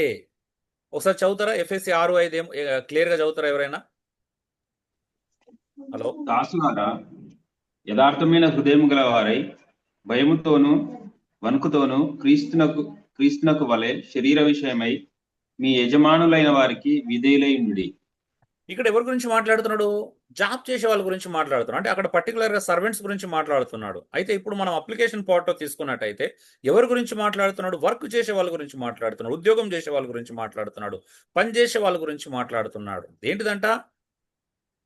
భయముతోను వణుకుతోను క్రీస్తునకు వలె మీ యజమానులకు పూర్ణమైన హృదయంతో లోబడి ఉండాలా. ఈరోజు చాలా మంది యజమానులకు లోబడరు. లోబడపోతే మరి ఎలా? దేవుడు నీ జీవితంలో చేయాలన్నటువంటి అద్భుతాలు, దేవుడు నీ జీవితంలో చేయాలన్నటువంటి కార్యాలు ఎలా చేస్తాడు? నీకు ప్రతిఫలం ఇచ్చేది దేవుడు అని చెప్తున్నాడు అక్కడ. మీరు ఎఫ్ఎస్సి మీరు కింది వరకు చదవండి, ఏముంది అక్కడ? నీకు ప్రతిఫలం ఇచ్చేవాడు ప్రభు అంటాడు. ఇదే విషయాన్ని మీరు కొలస్సీలో రాసిన పత్రిక 3వ అధ్యాయం చూడండి, 21 నుంచి 20, 21, 19, 21 నుంచి చివరి వచనాల వరకు ఉంటుంది. అంటే ఏమని చెప్తున్నాడు అక్కడ? భయముతో వణుకుతో నీ యజమానులకు లోబడి ఉండాలి. ఈవెన్ ఒకసారి పేతురు చదవండి, 1 పేతురు 2వ అధ్యాయం 18వ వచనం నుంచి వెళ్ళి, చెడ్డవారికే కాదంట, ముష్కరులైనటువంటి అంటే మంచివారికే కాకుండా ముష్కరులైన మీ చెడ్డ యజమానులకు కూడా నువ్వు భయంతో వణుకుతో లోబడాలంటాడు. నువ్వు తప్పిదములకు దెబ్బలు తింటే నీకేం ప్రయోజనం? నువ్వు మేలు చేసి కీడు అనుభవిస్తే దేవునికి హితం అవుతుంది. నువ్వు నిజంగా దేవునికి హితం గురించి ఆలోచిస్తున్నావా? ఆ జాగ్రత్త ఉండాలి క్రైస్తవుడు. పని చేసే చోట దేవుడు నన్ను చూస్తున్నాడు. నా యజమాని చూసినా చూడకపోయినా దేవుడు నన్ను చూస్తున్నాడనే భయం నీ లోపల ఉందా? అలాంటి భయంతో పని చేస్తున్నావా నువ్వు? ఏ యజమాని దూరంగా ఉన్నాడు, ఎవరేం చేసుకుంటారు, మనం మొబైల్‌లో టైమ్ పాస్ చేద్దాం, లేకపోతే ఇంకొక దగ్గర టైమ్ పాస్ చేద్దాం అని అనుకుంటున్నావా? ఏం చేస్తున్నావు? నీకు ఆ భయం ఉందా? ఒకవేళ ఆళ్ళు చెప్తే ఇగ్నోర్ చేస్తున్నావా? వాళ్ళేమైనా ఆజ్ఞాపించినప్పుడు, వాళ్ళు నీకు పని చెప్పినప్పుడు నేను చేయనంటున్నావా? ఇదంతా ఏంటిది, అవిధేయత కాదా? మరి ఎందుకు నువ్వు మనలో విధేయత ఎందుకు పెరగట్లా? దేవుడు మన జీవితంలో ఎప్పుడు కార్యం చేయడం ప్రారంభిస్తాడు? ఆయన చెప్పినట్టు వింటే కదా! మీరే చెప్పండి. ఆయన చెప్పినట్టు వింటే కార్యాలు జరుగుతాయా? డిసోబీడియన్స్ చూపిస్తే జరుగుతాయా? దైవ కార్యాలను మనం ఎప్పుడు అనుభవిస్తాం? సో, ఈరోజు చాలా మంది సాక్ష్యాలు ఎందుకు చెప్పలేకపోతున్నారు అనంటే, దేవునితో నడిస్తే కదా సాక్ష్యాలు వచ్చేటివి మన జీవితంలో. నేను ఇక్కడ మారాను, అక్కడ మారాను. ఇగో ఈ విషయంలో మారాను. మా బాస్ నాకిలా చెప్పినప్పుడు నా హృదయం చాలా హర్ట్ అయింది. నాకు చాలా కోపం వచ్చింది. ఎందుకు లోబడాలనిపించింది. కానీ ఆయన బాస్ కాబట్టి, దేవుడు లోబడమన్నాడు కాబట్టి నేను లోబడ్డాను. కానీ తర్వాత దాని ప్రతిఫలం స్లోగా నా జీవితంలో దాని ప్రతిఫలం నేను చూడడం ప్రారంభించాను అని చెప్పగలుగుతావా నువ్వు? ఇగో ఇది సాక్ష్యం అంటే నువ్వేదో అద్భుతాలు అంటే వేరే అద్భుతాల గురించి నేను మాట్లాడట్లా. ఒక మార్పు వలన, మన హృదయ పరివర్తన వలన, మన యొక్క విధేయత వలన జరిగిన మార్పు గురించి. ఆ యజమానుడు కూడా ఆశ్చర్యపోడా? నీ బాస్ ఆశ్చర్యపోడా? అరే! నేనింత ఈ రకంగా ప్రవర్తించినా కూడా అతడు ఇంత విధేయత చూపిస్తున్నాడంటే ఆయన మారడా ఒకరోజు? ఖచ్చితంగా. ఆ మార్పులు కావాలి. అలాంటి అద్భుతాలు జరగాలి మన చుట్టూ. మనలో జరగాలి. మన హృదయాంతరంగంలో పరివర్తన జరగాలి. మన చుట్టూ ఉన్నటువంటి వ్యక్తులలో కూడా మార్పు జరగాల. అందుకే యజమానుల కంటే భయంతో, వణుకుతో నువ్వు క్రీస్తునకు వలె నీ సొంత రక్షణను అంటే క్రీస్తునకు వలె లోబడి ఉండమంటున్నాడు. యేసుక్రీస్తు తండ్రి అయిన దేవునికి లోకంలో బ్రతికినప్పుడు ఎలా లోబడ్డాడో ప్రతి క్రైస్తవుడు, ప్రతి విశ్వాసి తన యజమానికి, తన పనిచేసే చోటటువంటి తన బాస్‌కి అదే విధంగా లోబడాలి. ఇది దేవుని నియమం ఇది. హ్మ్. మా బాస్‌కి లోబడితే నెత్తి మీద ఎక్కి కూర్చుంటాడు, మావాడు అబ్బో వినకూడదు అని నువ్వు లోక సంబంధంగా ఆలోచిస్తున్నావు. లోక మర్యాదను అనుసరించకూడదని బైబిల్ సెలవిస్తుంది. కానీ నీ చుట్టూ లోకం ప్రభావితం బాస్ చెప్పిన ప్రతి పాఠం పని చేస్తే నా యజమాని నీ పైనున్నవాడు చెప్పే ప్రతి పని వింటే నిన్ను దాసులుగా మార్చేసుకుంటా, నేను అలా చేస్తారు, ఇలా చేస్తారని చాలామందికి నూరిపోస్తూ ఉండొచ్చు. కానీ అది క్రైస్తవ విధానం కాదు. అది క్రైస్తవ జీవిత విధానం కాదు. క్రైస్తవ జీవిత విధానం కంప్లీట్ డిఫరెంట్ అండి. నువ్వు అనుకున్నది అసలు ఏది క్రైస్తవ జీవిత విధానం కాదు. నీ ఆలోచనలు, నిన్ను ప్రేరేపించేది, నీ సమాజం యొక్క ప్రభావం, లోకం యొక్క ప్రభావం, లేకపోతే లోక మర్యాద యొక్క ప్రభావం నీ మీద పడుతుంది. అది ఏది కూడా క్రైస్తవ జీవిత విధానం కాదు. క్రైస్తవ జీవిత విధానం చాలా భిన్నమైనది. హ్మ్. ఇంతకుముందు చెప్పాను కదా! మొదటి పేతురు 2:18 పనివారులారా మంచివారును, సాత్వికులైన వారికి మాత్రమే కాక ముష్కరులైన మీ యజమానులకు పూర్ణ భయముతో లోబడి ఉండాల. మన పనులు దేవుని ఎదురుగా జరుగుతున్నట్టుగా చూడాలంట. దేవుడు చూస్తున్నట్టుగా భయపడాలంట. దేవుడు చూస్తున్నాడు అనేది నీకు ఆ భయం ఉందా? ఆ జాగ్రత్త ఉందా? నువ్వేం చేసినా దేవుడు చూస్తున్నాడు.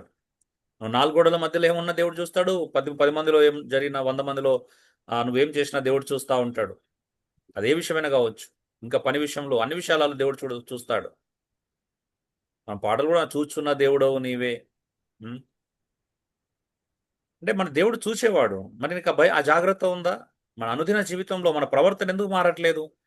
దాసుల విషయంలో మంచి రిజల్ట్ పనివారు ఎందుకు మంచి రిజల్ట్ చూడలేకపోతున్నారు? దేవుడు ఎందుకు అలా బ్లెస్ చేయలేకపోతున్నాడు? ఆలోచించండి ఒకసారి. అది దేవునికి హితంగా, దేవుని మహిమ కొరకు బ్రతకాలి. అందుకే క్రైస్తవుడు అనేవాడు ఎందుకు బ్రతకాలి? దేవుని కొరకే బ్రతకాలి. ఈవెన్ పని చేసి కూడా ఎవరి కోసం చేయమంటున్నాడండి? దేవుడు చూస్తున్నాడు అనే భయంతో చేయాలంట. దేవుడే నీకు ప్రతిఫలం ఇస్తాడనే భయంతో చేయాల. ప్రతిఫలం ఇచ్చేవాడు దేవుడని నీకు తెలుసా?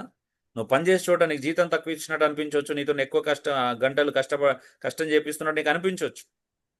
అయితే దాన్ని న్యాయసమ్మతంగా నీకు లేబర్‌గా ప్రశ్నించే హక్కులుంటే అడగొచ్చు. సున్నితంగా అడగడం తప్పు కాదు. కానీ అంతకు మించి నువ్వెవరి వైపు చూడాలా? క్రీస్తు వైపు చూడాలి. క్రీస్తు నీకు ప్రతిఫలం ఇస్తాడనే విషయం వైపు చూడాలి. దేవుడు నీకు ప్రతిఫలం ఇస్తాడనేటువంటి దేవుని వైపు చూడాలి.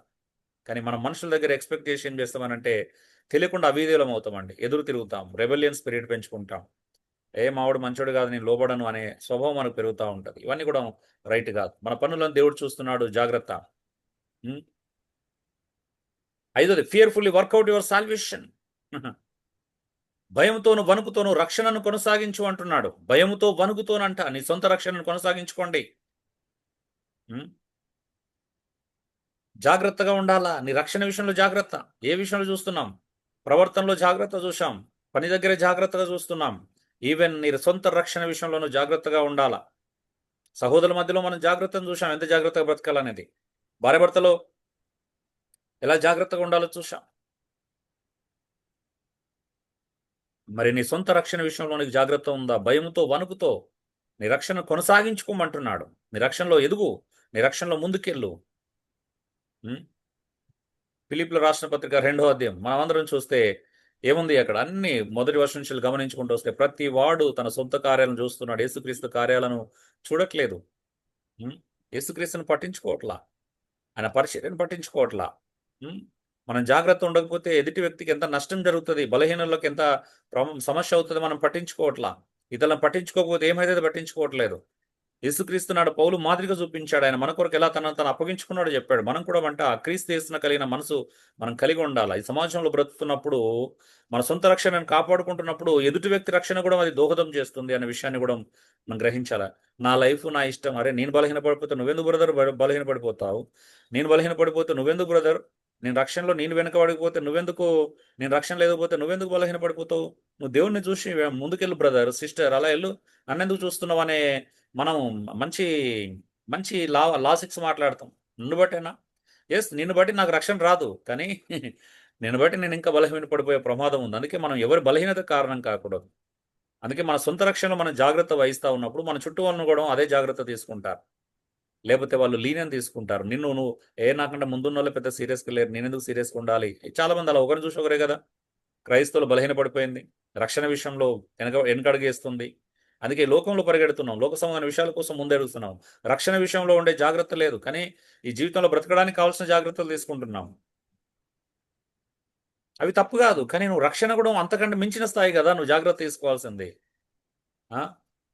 నీకు హెల్త్ కాన్షియస్ ఉన్నంతగా రక్షణ కాన్షియస్ ఉందా? ఇప్పుడు జాగ్రత్త ఉందా? నీకు ఆరోగ్యం పట్ల ఉన్న జాగ్రత్త, రక్షణ పట్ల అంతే జాగ్రత్త, భయం ఉందా? నీ పిల్లల పట్ల ఉన్నటువంటి జాగ్రత్త, పిల్లల్ని కోసం ఏదో చేయాలన్నంత భయం, జాగ్రత్త నీ రక్షణ పట్ల ఉందా? కుటుంబం కోసం నువ్వు ఏదో తీసుకురావాలి, ఏమో చేయాలి, ఏదో సంపాదించి పెట్టాలన్నంత జాగ్రత్త, భయము నీ రక్షణ పట్ల ఉందా? నీ పిల్లల కోసం కొంతమంది అనుకోవచ్చు, నన్ను ఇంత ఇంత పెట్టాలా, నా పిల్లలు ఎదిగేసరికి నేను ఇంత డబ్బు పెట్టాలా. ఫస్ట్ నువ్వు ఒక మంచి జీవితాన్ని నువ్వు కలిగి ఉండు, తర్వాత డబ్బులు తర్వాత. జీవితమే మంచిగా లేనప్పుడు డబ్బులు ఇస్తే ఏమొస్తుంది? మన జీవితం మనం మాదిరికరంగా ఉంటున్నామా? అప్పుడు 50 లక్షలు ఇస్తేంది, కోటి రూపాయలు ఇస్తేంది, 25 లక్షలు మనం ఇస్తేంది, ఆస్తులు సమకూర్చి బంగారం కొనిస్తేంది, లేకపోతే ఇంకేదైనా ఫ్లాట్ కొనిచ్చి పెడితేంది. అవి అవి సెకండరీ. అవి అవి శాశ్వతమైనవి కావు, అవి నశించిపోయేటివి. అవి ఎప్పుడు ఒకే చోట స్థిరంగా ఉండేటివి కావు. కానీ అన్నిటికంటే ప్రాముఖ్యమైనది రక్షణ కదా. మరి రక్షణకు నువ్వు విలువిస్తున్నావా? నీ రక్షణ కొనసాగించుకోకపోతే నీ పిల్లలు, నీ చుట్టూన వాళ్ళు ఎలా రక్షణ విషయంలో జాగ్రత్త పడతారు? అరే రక్షణ ఇంత ఇంపార్టెంట్ అనేది నువ్వు తెలియపరుస్తున్నావా? రక్షణ అన్నిటికంటే ప్రధానమైనది, రక్షణ అనే జీవితంలో అన్నిటికంటే ముఖ్యమైనది అన్నది నీకు ఆలోచన ఉందా? మనం చూసేవాళ్ళు నేర్చుకుంటారే, అన్నిటికంటే జీవితంలో డబ్బు కంటే, కెరీర్ కంటే అవి అవసరం. కానీ వాటన్నిటికంటే అవసరం వేరు, అన్నిటికంటే మించింది వేరు, అన్నిటికంటే ముఖ్యమైనది వేరు. అవి అవసరాలు. ఈ లోకంలో బ్రతకడం అవసరం, డబ్బు సంపాదించడం అవసరం, ఉద్యోగం చేయడం అవసరం, తినడం అవసరం, కొన్ని అవసరతలు ఉంటాయి. ఇల్లు అవసరం, లేకపోతే ఇంకొక కారు అవసరం, ఇవన్నీ అవసరతలు. పిల్లల్ని చదివించడం అవసరం, వాళ్ళ కెరీర్ అవసరం, ఇవన్నీ అవసరతలు. కానీ రక్షణ అనేది అవసరం కాదు. అది నీ జీవితం. అది రక్షణ అనేది అతి ప్రాముఖ్యమైన విషయం నీ లైఫ్లో. అది లేకపోతే అర్థమే ఉండదు ఈ భూమి మీద బ్రతకడంలో. సో కాబట్టి నీ సొంత రక్షణను కొనసాగించుకో, భయంతో వణుకుతో దాన్ని జాగ్రత్త పడు అని అర్థం. జాగ్రత్త తీసుకొని రక్షణ విషయంలో నీకు జాగ్రత్త ఉండాలా. కోర్స్ రక్షణ అనేది దేవుని వల్ల ఉచితంగానే కలిగేదే, కానీ దాన్ని నువ్వు ఎలా పడితే అలా జీవిస్తే ప్రమాదం కాదా? నువ్వు బలహీన పడిపోవా? నీ విశ్వాసం సన్నగిల్లదా? ఒకరోజు క్రీస్తునందలి నీ విశ్వాసం పోతే ప్రమాదమే కదా. అదే కదా మూలం. ఆ కృప నిలబడాలంటే నువ్వు విశ్వాసంలో స్థిరంగా ఉంటేనే కదా ఆ కృప నీ మీద నిలబడేది. నువ్వు విశ్వాసాన్నే కోల్పోయినావు అనుకో, అప్పుడు కృప ఎక్కడ నిలబడుతుంది నీ మీద? అంటే నీ చేతులు నీకు ఒక రక్షణ కంప్లీట్గా దేవుని కార్యం, కానీ దాన్ని నిలుపుకోవడం అనేది దాని బాధ్యత, నీ మానవుని బాధ్యత ఉంది కదా. సో నీ బాధ్యతను కొనసాగించు. నేను చూసే వాళ్ళకి, అరే మా తల్లిదండ్రులకు రక్షణ చాలా ప్రాధాన్యత ఇస్తారు అబ్బా, యేసుక్రీస్తు ఇచ్చే రక్షణ అంత శ్రేష్టమైనది అనేటువంటి వాల్యూ నిన్ను బట్టి నీ పిల్లలు కలుగుతుందా లేదో చూసుకోండి. నిన్ను బట్టి నీ చుట్టుపక్కల వాళ్ళకి కలుగుతుందో లేదో చూసుకోండి. రక్షించబడి నీ తల్లిదండ్రులకు రక్షణ విలువ నీ ప్రవర్తనలో అర్థమవుతుందో లేదో చూసుకోండి. అప్పుడే కదా. చూడండి, యూదా అంటాడు, అందుకే 1:23, అగ్నిలో నుండి లాగినట్లు కొందరిని అంట. కొందరిని విమోచించండి, కొందరిని రక్షించండి. శరీర సంబంధమైన వారి అపవిత్ర ప్రవర్తనకు దేన్ని ఒప్పుకోవద్దు. ఆ అపవిత్ర ప్రవర్తనకు అసలు ఒప్పుకోవద్దు. దాన్ని అసహించుకోవాలంటున్నాడు. భయంతో కొందరి కరుణించండి. ఉమ్, రక్షణ ఉచితమే, అయినా జీవితం పరిశుద్ధితో నడవాలనేది బైబిల్ సెలవిస్తున్నటువంటి అత్యద్భుతమైనటువంటి బోధ. రక్షణ ఉచితం, అయినా జీవితం పరిశుద్ధతలో నడిపించబడాలి, పరిశుద్ధతలో కొనసాగించబడాలా. అందుకే ఆ భయం ఉండాలా. పాపం అంటే భయం ఉండాలి, రక్షణకు దూరం చేసి అంటే భయం ఉండాలి, అవిశ్వాసం అంటే భయం ఉండాలి, విశ్వాసాన్ని సన్నగిల్లే విషయాలంటే భయం ఉండాలి మనకి. అందుకే చూడండి, చాలా మంది జీవితంలో విశ్వాసం కనిపించదు. నిజంగా చెప్పండి, ఈరోజు మనం మన చేత నడిపించబడుతున్నామా, దేవుని చేత నడిపించబడుతున్నామా? నేను దినంలో ఫేస్బుక్లో నా సాక్ష్యం గురించి చిన్న సింపుల్ లైన్లో పోస్ట్ చేశాను. ఒకప్పుడు నన్ను నడిపించుకున్నాను, కానీ ఇప్పుడు ఆయన నన్ను నడిపిస్తున్నాడు. అది నిజమే కదా. అలా ఆయన చేత మనం నడిపించబడుతున్నామా? ఆయనకు అప్పగించుకుంటున్నాను, నన్ను నడిపించు ప్రభా. నేను నడిస్తే ఇష్టానుసారంగా నడుస్తాను ప్రభా, నేను నడిస్తే నాకు ఇచ్చినట్టుగా నడుస్తాను, నేను నడిస్తే నా మనసు యొక్క ఈ శరీరం యొక్క కోరికలను నెరవేర్చుకోవడానికి నడుస్తాను, కానీ నువ్వు నడిపిస్తే సరైన దిశ వైపు నడిపిస్తావు అని అంటున్నావా? అలా అప్పగించుకుంటున్నావా నీ జీవితాన్ని? అయినా మళ్ళీ ఇవన్నీ తెలిసి కూడా, ఇన్ని అనుభవాలు అయిన తర్వాత కూడా నిన్ను నువ్వే నడిపించుకుంటున్నావా? ప్రపంచంలో ఎంతోమంది జీవితాలు మనం చూసినాం, అనుభవించాము. బైబిల్లో కూడా ఎన్నో క్యారెక్టర్స్ దేవుని చేత నడిపించబడినప్పుడు ఏమైందో చూసాం. డబ్బు వెనకాల పరిగెత్తిన వాళ్ళు ఏమైనా చూసాం, పాపం వెనకాల పరిగెత్తిన వాళ్ళ జీవితాలు ఏమైనా చూసినాం. ఆ గర్వంతో పడిపోయిన వాళ్ళని చూసాం. అవన్నీ చూసిన తర్వాత కూడా మళ్ళీ అదే తప్పు మనం చేస్తే అర్థం ఉంటుందా? వాళ్ళ దగ్గర నేర్చుకునేది ఏం లేదా? అందుకే రక్షణ చాలా ప్రధానమైనది. మన పవిత్రత జీవితం అనేది చాలా ప్రాముఖ్యమైన రక్షణలో. అందుకే కొనసాగించుకోమంటారు. ఆ పవిత్రతలో ఎదుగుతూ ఉండాలా. దానివల్ల ఏమైతే కొద్దిమంది మనల్ని చూసి ఒకడు నిలబడతాడు. అరే, ఈ అన్న నాకు ధైర్యం ఇచ్చాడు, ఈయన నాకు ధైర్యం ఇచ్చాడు. నేను సహోదరుడు మాట్లాడుతూ అంటే, అన్న అసలు ఈ బోధ లేకపోతే నేను ఎప్పుడో బ్యాక్ స్లైడ్ అయిపోయేవాడిని అని అన్నాను. నిజమే, దేవుని యొక్క వాక్యం లేకపోతే, దేవుని యొక్క బోధ లేకపోతే, ఆయన కృప చాలా మంది హృదయాలను తాకుతుంది బోధ ద్వారా. ఆయన కృప అది. అంటే మనం చేసింది ఏం లేదు. మనం జస్ట్ విధేయత మాత్రమే చూపించాలి, చెప్పమంటే చెప్పాలి, అంతే. అంతవరకు మన పాత్ర. కానీ కార్యము, ఆయన కార్యాన్ని ఎలా జరిగిస్తున్నాడు. టీమిండియా బ్యాచ్లో జరుగుతున్న క్లాసెస్ విని బ్యాక్ స్లైడ్ కావాల్సిన వాళ్ళు, దేవునికి దూరం కావాల్సిన వాళ్ళు ఎలా దగ్గరయ్యారు అనేది కొన్ని సాక్ష్యాలు వింటున్నప్పుడు ఆశ్చర్యం అనిపిస్తాం. నిజమే, దేవుని కృప. అందుకే అలా కొద్దిమందిని అగ్నిలోకి లాగినట్లు రక్షించండి. మనం పవిత్రంగా జీవిస్తూ బోధ ద్వారా, మన పవిత్ర జీవితం ద్వారా కొద్దినన్ను లాగాలి. బోధ ద్వారా హెచ్చరించాలి, పవిత్ర జీవితం యొక్క ప్రాధాన్యతను తెలియపరచాలి, సత్యం యొక్క ప్రాధాన్యతను మనం తెలియపరచడం ద్వారా మనం కొద్దిమందినైనా అగ్నిలోకి లాగినట్లుగా రక్షించడానికి అవకాశం ఉంటుంది.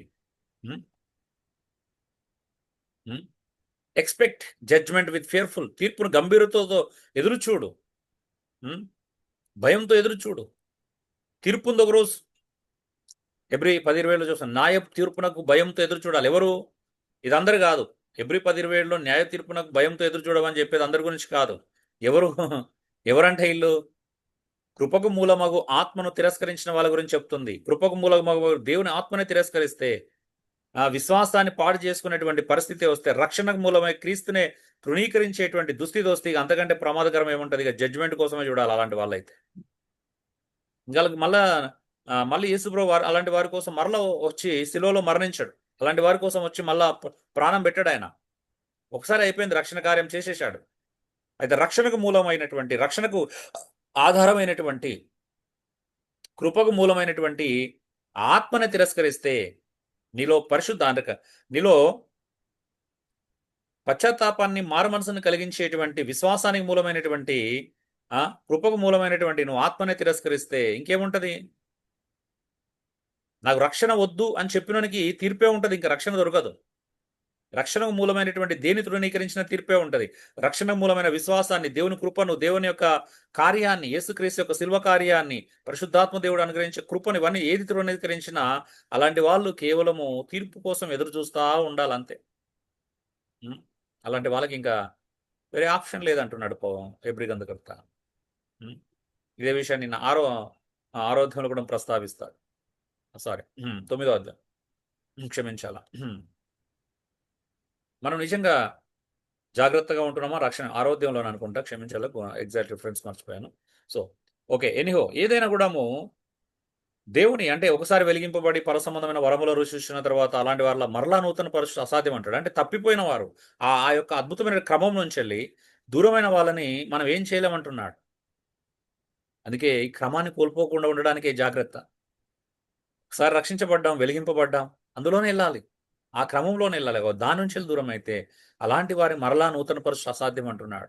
వాళ్ళు మళ్ళీ మనము అది చేయలేం. అందుకే ఈ జాగ్రత్త మన సహవాసం, ప్రార్థన, సహవాసము, అపోస్తుల యొక్క బోధ, రొట్టె విరుచుట, ఈ 4 అందుకే క్రమంగా మన జీవితంలో అవసరం.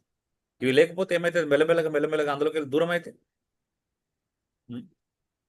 ఈ లోకం నేను చుట్టుముడితే, లోక సంబంధమైన విషయాలు నిన్ను ప్రభావితం చేస్తే, నేను నడిపించే స్థుతికి నేను తీసుకెళ్తే ఒకసారి ఆలోచించండి. హ్మ్. అందుకే అంటాడు హెబ్రీ 6:6 తమ విషయంలో దేవుని కుమారునంట సిలువ వేయొచ్చు. అలాంటి వాళ్ళంట బాహాటంగా నన్ను అవమానపరుచున్నారు గనుక మారుమనసు పొందినట్టు అట్టి వారిని మరలా నూతన పరచుట అసాధ్యం. దేవుని తీర్పు నిజమైందండి. పవిత్రమైనదని గుర్తుంచుకోవాలా. హ్మ్. అందుకే నువ్వు బలహీన పడిపోవడానికి బైబిల్ ఒప్పుకోవట్లేదు. నువ్వు వెనకడుగేయడానికి బైబిల్ ఒప్పుకోవట్లా. ఒకసారి వెలిగింపబడినంటే ఆ వెలుగులో నడవాలంతే. అన్నీ తెలుసుకున్న తర్వాత సత్యం తెలిసి, వెలిగించబడి వాటికే దూరమైతే ఇంకెంత ప్రమాదం? రక్షణకు మూలమైనటువంటి స్థితికి మనం ఎప్పుడు కూడా రక్షణను దూరం దూరం చేసే స్థితికి వెళ్ళకూడదు అనేది నీకు అర్థమవుతుందా? నువ్వు అర్థం చేసుకుంటున్నావా? ఎందుకంటే దేవుని తీర్పు నిజమైనది, పవిత్రమైనది అని గుర్తుంచుకో. అక్కడ నీ కనికరం చూపించాడు. ఇక్కడ కనికరం లేదిగా. హ్మ్. హ్మ్. 10లో అయితే ఇక తీక్షణమైన అగ్ని అని అంటాడు అక్కడ. తీక్షణమైన అగ్ని కోసం ఎదురు చూడాలి ఇంకా ఈడ. మనం 2 సందర్భాలు చూస్తే ఇంకా అగ్ని కోసం ఎదురు చూడడం. ఇక్కడ కనికరం ఉండదు.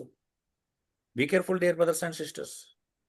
నాకు అప్పుడప్పుడు రోమపత్రిక 1వ అధ్యాయం చదివితే భయమేస్తది. 26, 24, 26, 25 వచనాలు చదివితే భయం, వణుకు పుడతది. ఒకవేళ రక్షించబడిన వాడు అంటే రక్షణ తృణీకరిస్తే దేవుడు అపవిత్రతకు అప్పగిస్తే పరిస్థితి ఏంటి? అందుకే మనం దేన్ని ఇష్టపడతామో దానికి అప్పగించబడతాం. నువ్వు పరిశుద్ధతకి ఇష్టపడితే పరిశుద్ధతకు అప్పగించబడతావు. ఆ! నువ్వు రక్షణలో ఎదగడానికి అప్పగించుకుంటే నువ్వు రక్షణలో దేవుడు నిన్ను ఎదిగిస్తూనే ఉంటాడు. లేదు నేను వేరే వాడికి అప్పగించుకుంటా అంటే నీకు అక్కడే వదిలేస్తాను నేను దేవుడు. చాలా ప్రమాదం అది. ఆ దుస్థితి మాత్రం రాకూడదండి. హ్మ్. Seventh one A for abide as sojourners in fear పరదేశులుగా భయంతో నివసించండి. చూడండి 1 పేతురు 1:17 ఈ లోకంలో మనం పరదేశులైనంత కాలం భయంతో గడపాలా. మనం ఇష్టానుసారంగా జీవించడానికి లేదు. అన్యులు మనల్ని అబ్జర్వేషన్ చేస్తున్నారు. బయట వాళ్ళ మధ్యలో మనం సత్ప్రవర్తన కలిగి జీవించాలని ఇదే పేతురు 2వ అధ్యాయంలో రాస్తాడు. వాళ్ళు మనల్ని చూడాలి, మన ప్రవర్తన చూసి ఆ ఆశ్చర్యపోవాలా. మన సత్ప్రవర్తన అలా ఉండాలా. మనం పరదేశులం అని మర్చిపోకూడదండి. హ్మ్. ఫిలిప్పి 2:21, 22 అదే చెప్తుంది. మనం పరదేశులం అని చెప్తుంది. ఈ లోకంలో మనం యాత్రికులం, పరదేశులం. క్షమించాలి 3వ అధ్యాయం. ఆ! 3వ అధ్యాయంలో. మనం పరదేశులం, యాత్రికులమై ఉన్నాం. జాగ్రత్తగా ఉండాలా. కానీ ఎవరిని చూసినా ఇంకా ఈ లోకమే మన జీవితం, ఈ లోకమే శాశ్వతం అన్నట్టుగానే బ్రతుకుతున్నారు. పక్క వాళ్ళు మనం చూడాలి. అరే! మనం రక్షణకిచ్చే ప్రాధాన్యత వాళ్ళకి అర్థం కావాలా. అరే! వీళ్ళ గురి లక్ష్యం వేరు అనేది నీ చుట్టుపక్కల వారికి అర్థమవుతుందా? వీళ్ళు పరలోకం కోసం ఎదురు చూస్తున్నారబ్బా! వీళ్ళకి ఈ లోకం మీద ఎలాంటి ఆశ లేదు అనేది మన జీవితాల్లో చూసి అర్థమవుతుందా? వీళ్ళు ప్రభు కోసం బ్రతకడానికి ప్రయత్నం చేస్తున్నారు. వీళ్ళు ఉద్యోగం చేసినా, పెళ్లి చేసుకున్నా, పిల్లలు కన్నా, ఏం చేసినా దాంట్లో వాళ్ళకొక ప్రాముఖ్యమైనటువంటి గురి లక్ష్యంతో పనిచేస్తారు వీళ్ళు. వీళ్ళ గురి మొత్తం వాళ్ళు ఆత్మీయంగా వర్ధిల్లడం, క్రీస్తు సారూప్యతలోకి రావడం, దేవునిలాగా బ్రతకాలనుకోవడం, ఆ తర్వాత చనిపోతే పరలోకంలో ప్రభుతో ఉండాలనే గోరుతో బ్రతుకుతున్నారు వీళ్ళు. ఆ నిరీక్షణతో, హోప్‌తో బ్రతుకుతున్నారు. ఉందా అసలు? అలాంటి జీవితాన్ని మనం అలవరపరుచుకుంటున్నామా? పరదేశులుగా మనల్ని చూసే వాళ్ళకి అలా అనిపిస్తున్నామా? లేకపోతే ఆళ్ళ వెనకాల మనం కూడా పరిగెడుతున్నామా? భయముందా అసలు? మనకు జాగ్రత్త ఉందా? క్రైస్తవుడికి ఆ జాగ్రత్త లేకపోతే ఎలా? హ్మ్. ఈ లోకంలో మనం బ్రతుకుతున్నప్పుడు మన రక్షణ విషయంలో, మన ఆధ్యాత్మిక విషయంలో ఎంత జాగ్రత్తగా ఉండాలో చెప్తున్నాడు. హ్మ్. అన్యులు విషయంలో మనం ఎంత మన ప్రవర్తన, మన ఆ! జీవితం ఎంత జాగ్రత్తగా ఉండాలో కూడా చెప్తుంది. చూడండి ఈవెన్ కొరింథీ పత్రిక 5:10 కూడా. అయితే లోకపు జారులతోనైనను, లోబులతోనైనను, దోచుకొని వారితోనైనను, విగ్రహారాధికులతోనైనను సాంగత్యం చేయవద్దని కాదు. అలాగైతే మీరు లోకం నుండి వెళ్ళిపోవాల్సి వచ్చింది కదా! ఈ లోకంలో మన ప్రయాణం తాత్కాలికం. పవిత్రతతో నడుచుకోవాలి అందుకే. సహవాసం ఎవరితో ఎంత చేయాలో అంత చేయాలి. కొంతమంది అన్యులతో చెడ్డవాళ్ళని అస్సలు సహవాసం చేయరు. దానివల్ల క్రైస్తవునికి నీ ఆధ్యాత్మిక జీవితానికి నష్టం కలిగితే వేరు. కానీ దేవుని నామానికి అవమానం కలుగుతాయి. ఎందుకంటే మనం కొన్ని విషయాల్లో జాగ్రత్తగా ఉండాలా. మనం వాళ్ళని ప్రేమించగలగాలి. వాళ్ళతో మంచిగా ఉండడం తప్పేం కాదు. అదే వాళ్ళు చేసే పనులు చేయకూడదు. కానీ వాళ్ళతో జాగ్రత్తగా ఉండడం, ప్రేమతో ఉండడం తప్పు కాదు. సహవాసం చేయడం తప్పు కాదు. స్నేహం చేయడం తప్పు కాదు. కానీ వాళ్ళు చేసే పనులు చేయకుండా జాగ్రత్త పడాలి. హ్మ్. సో అందుకే ఈ లోక జారులు అంటే ఈ లోకంలో ఒకవేళ వాళ్ళను తృణీకరిస్తే నువ్వు లోకం నుండి వెళ్ళిపోవాల్సి వచ్చిన అది ఇక్కడ మెయిన్ పాయింట్ మనం తీసుకుంది ఇక్కడ. అలాంటి వారితో నువ్వు లోకంలో ఉన్న వారితో సహవాసం చెబితే నువ్వు లోకం నుండి వెళ్ళిపోవాల్సి వస్తుందంటాడు పౌలు. ఎందుకంటే మనకు సపరేట్ లోకం లేదు ఇంకా. మన లోకం నిజమైన దేవుడు మనకు సిద్ధపరుస్తున్న లోకం ఇంకా రాలేదు. అప్పటి వరకు ఈ లోకంలో బ్రతకాలి. కాబట్టి జాగ్రత్తగా ఉండాలి. భయంతో బ్రతకాలి. పరదేశులుగా ఉన్నాం కాబట్టి చుట్టూ వాళ్ళతో మనం చాలా జాగ్రత్తగా వ్యవహరించాలి. ఇష్టానుసారంగా జీవిస్తే వాళ్ళు మనల్ని తరిమేసేదాకా ప్రయత్నం చేయకూడదు. ఒకవేళ నువ్వు టెనాట్స్గా ఉన్నప్పుడు జాగ్రత్తగా ఉండాలా. చాలా విషయాలు జాగ్రత్తగా ఉండాలా. చివరి పాయింట్ మనం చూద్దాం. 8 R for respond with fearful. ఒకవేళ మన రక్షణ గురించి ఎవరైనా ప్రశ్నిస్తే సాత్వికంతోనూ భయంతోనూ సమాధానం చెప్పాలంట. ఇన్ని పెట్టుకొని నువ్వు ఆయనను ఎందుకు నమ్ముకున్నావు, మీ దేవుడిని ఎందుకు నమ్ముకున్నావు, యేసు ప్రభుని ఎందుకు నమ్ముకున్నావు అని ఎవరైనా అడిగితే ఈ లోకంలో అంట అక్కడ జాగ్రత్తగా ఉండాలంట. అనవసరం డిబేట్ చేయకూడదు, అనవసరమైన ఆర్గ్యుమెంట్ చేయకూడదు, అనవసరంగా వాళ్ళ దేవీ దేవతలను కించపరచకూడదు, అవమానపరచకూడదు. నువ్వు నా విశ్వాసం మీద దాడి చేస్తే నేను నీ విశ్వాసాన్ని ప్రశ్నిస్తానకూడదు. క్రైస్తవులు ఈరోజు చాలా మంది అలా తయారైపోతున్నారు. కొంతమంది క్రైస్తవులు నా విశ్వాస జోలికి వస్తే నేను నీ విశ్వాసంలో తలదూరుస్తాను అని చెప్పేసి వాళ్ళ దేవుళ్ళ దేవతలను గురించి విమర్శిస్తూ ఉన్నారు. అది రైట్ కాదు. బైబిల్ ఎక్కడ కూడా కొత్త నిబంధనలు చెప్పలేదు. విగ్రహారాధికుల యొక్క దేవీ దేవతలను దూషించమని, వాళ్ళ యొక్క ఆరాధన విధానాలను దూషించమని బైబిల్ ఎక్కడ కూడా చెప్పలేదండి. ఎవరు చేయలేదు ఆ పని. పౌలు కూడా చేయలే, ఈ అపోస్తులు చేయలే. పౌలు మీద ఒకసారి అలాంటి అపవాదు వేయబడి జైలు అంటే విచారణకు తీసుకొచ్చినప్పుడు వాళ్ళు బయట వాళ్ళే చెప్తున్నారు, ఈయన మా దేవుళ్ళ దేవతల గురించి ఒక్క పొరపాటు మాట పలకలేదు అంటున్నారు. చెడు మాట పలకలేదు.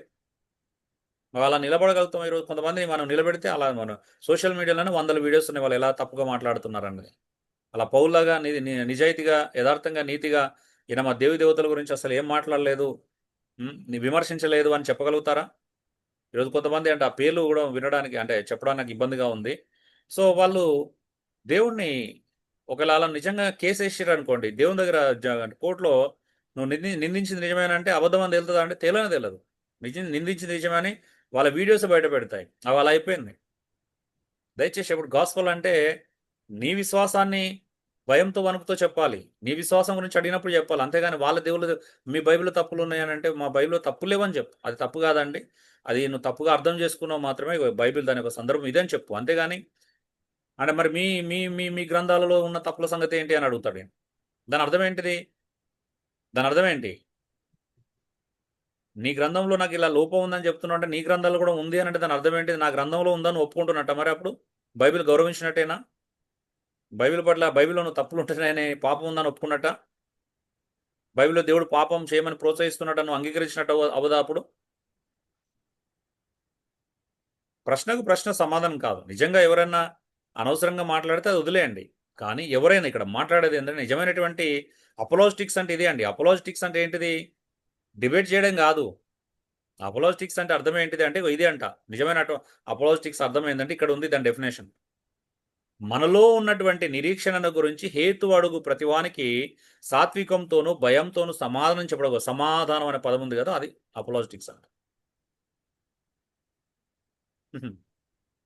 ఈరోజు క్రైస్తవ సమాజంలో దాని భావజాలమే మార్చారు. అపోలోజిటిక్స్ అంటే డిబేట్లు కాదండి.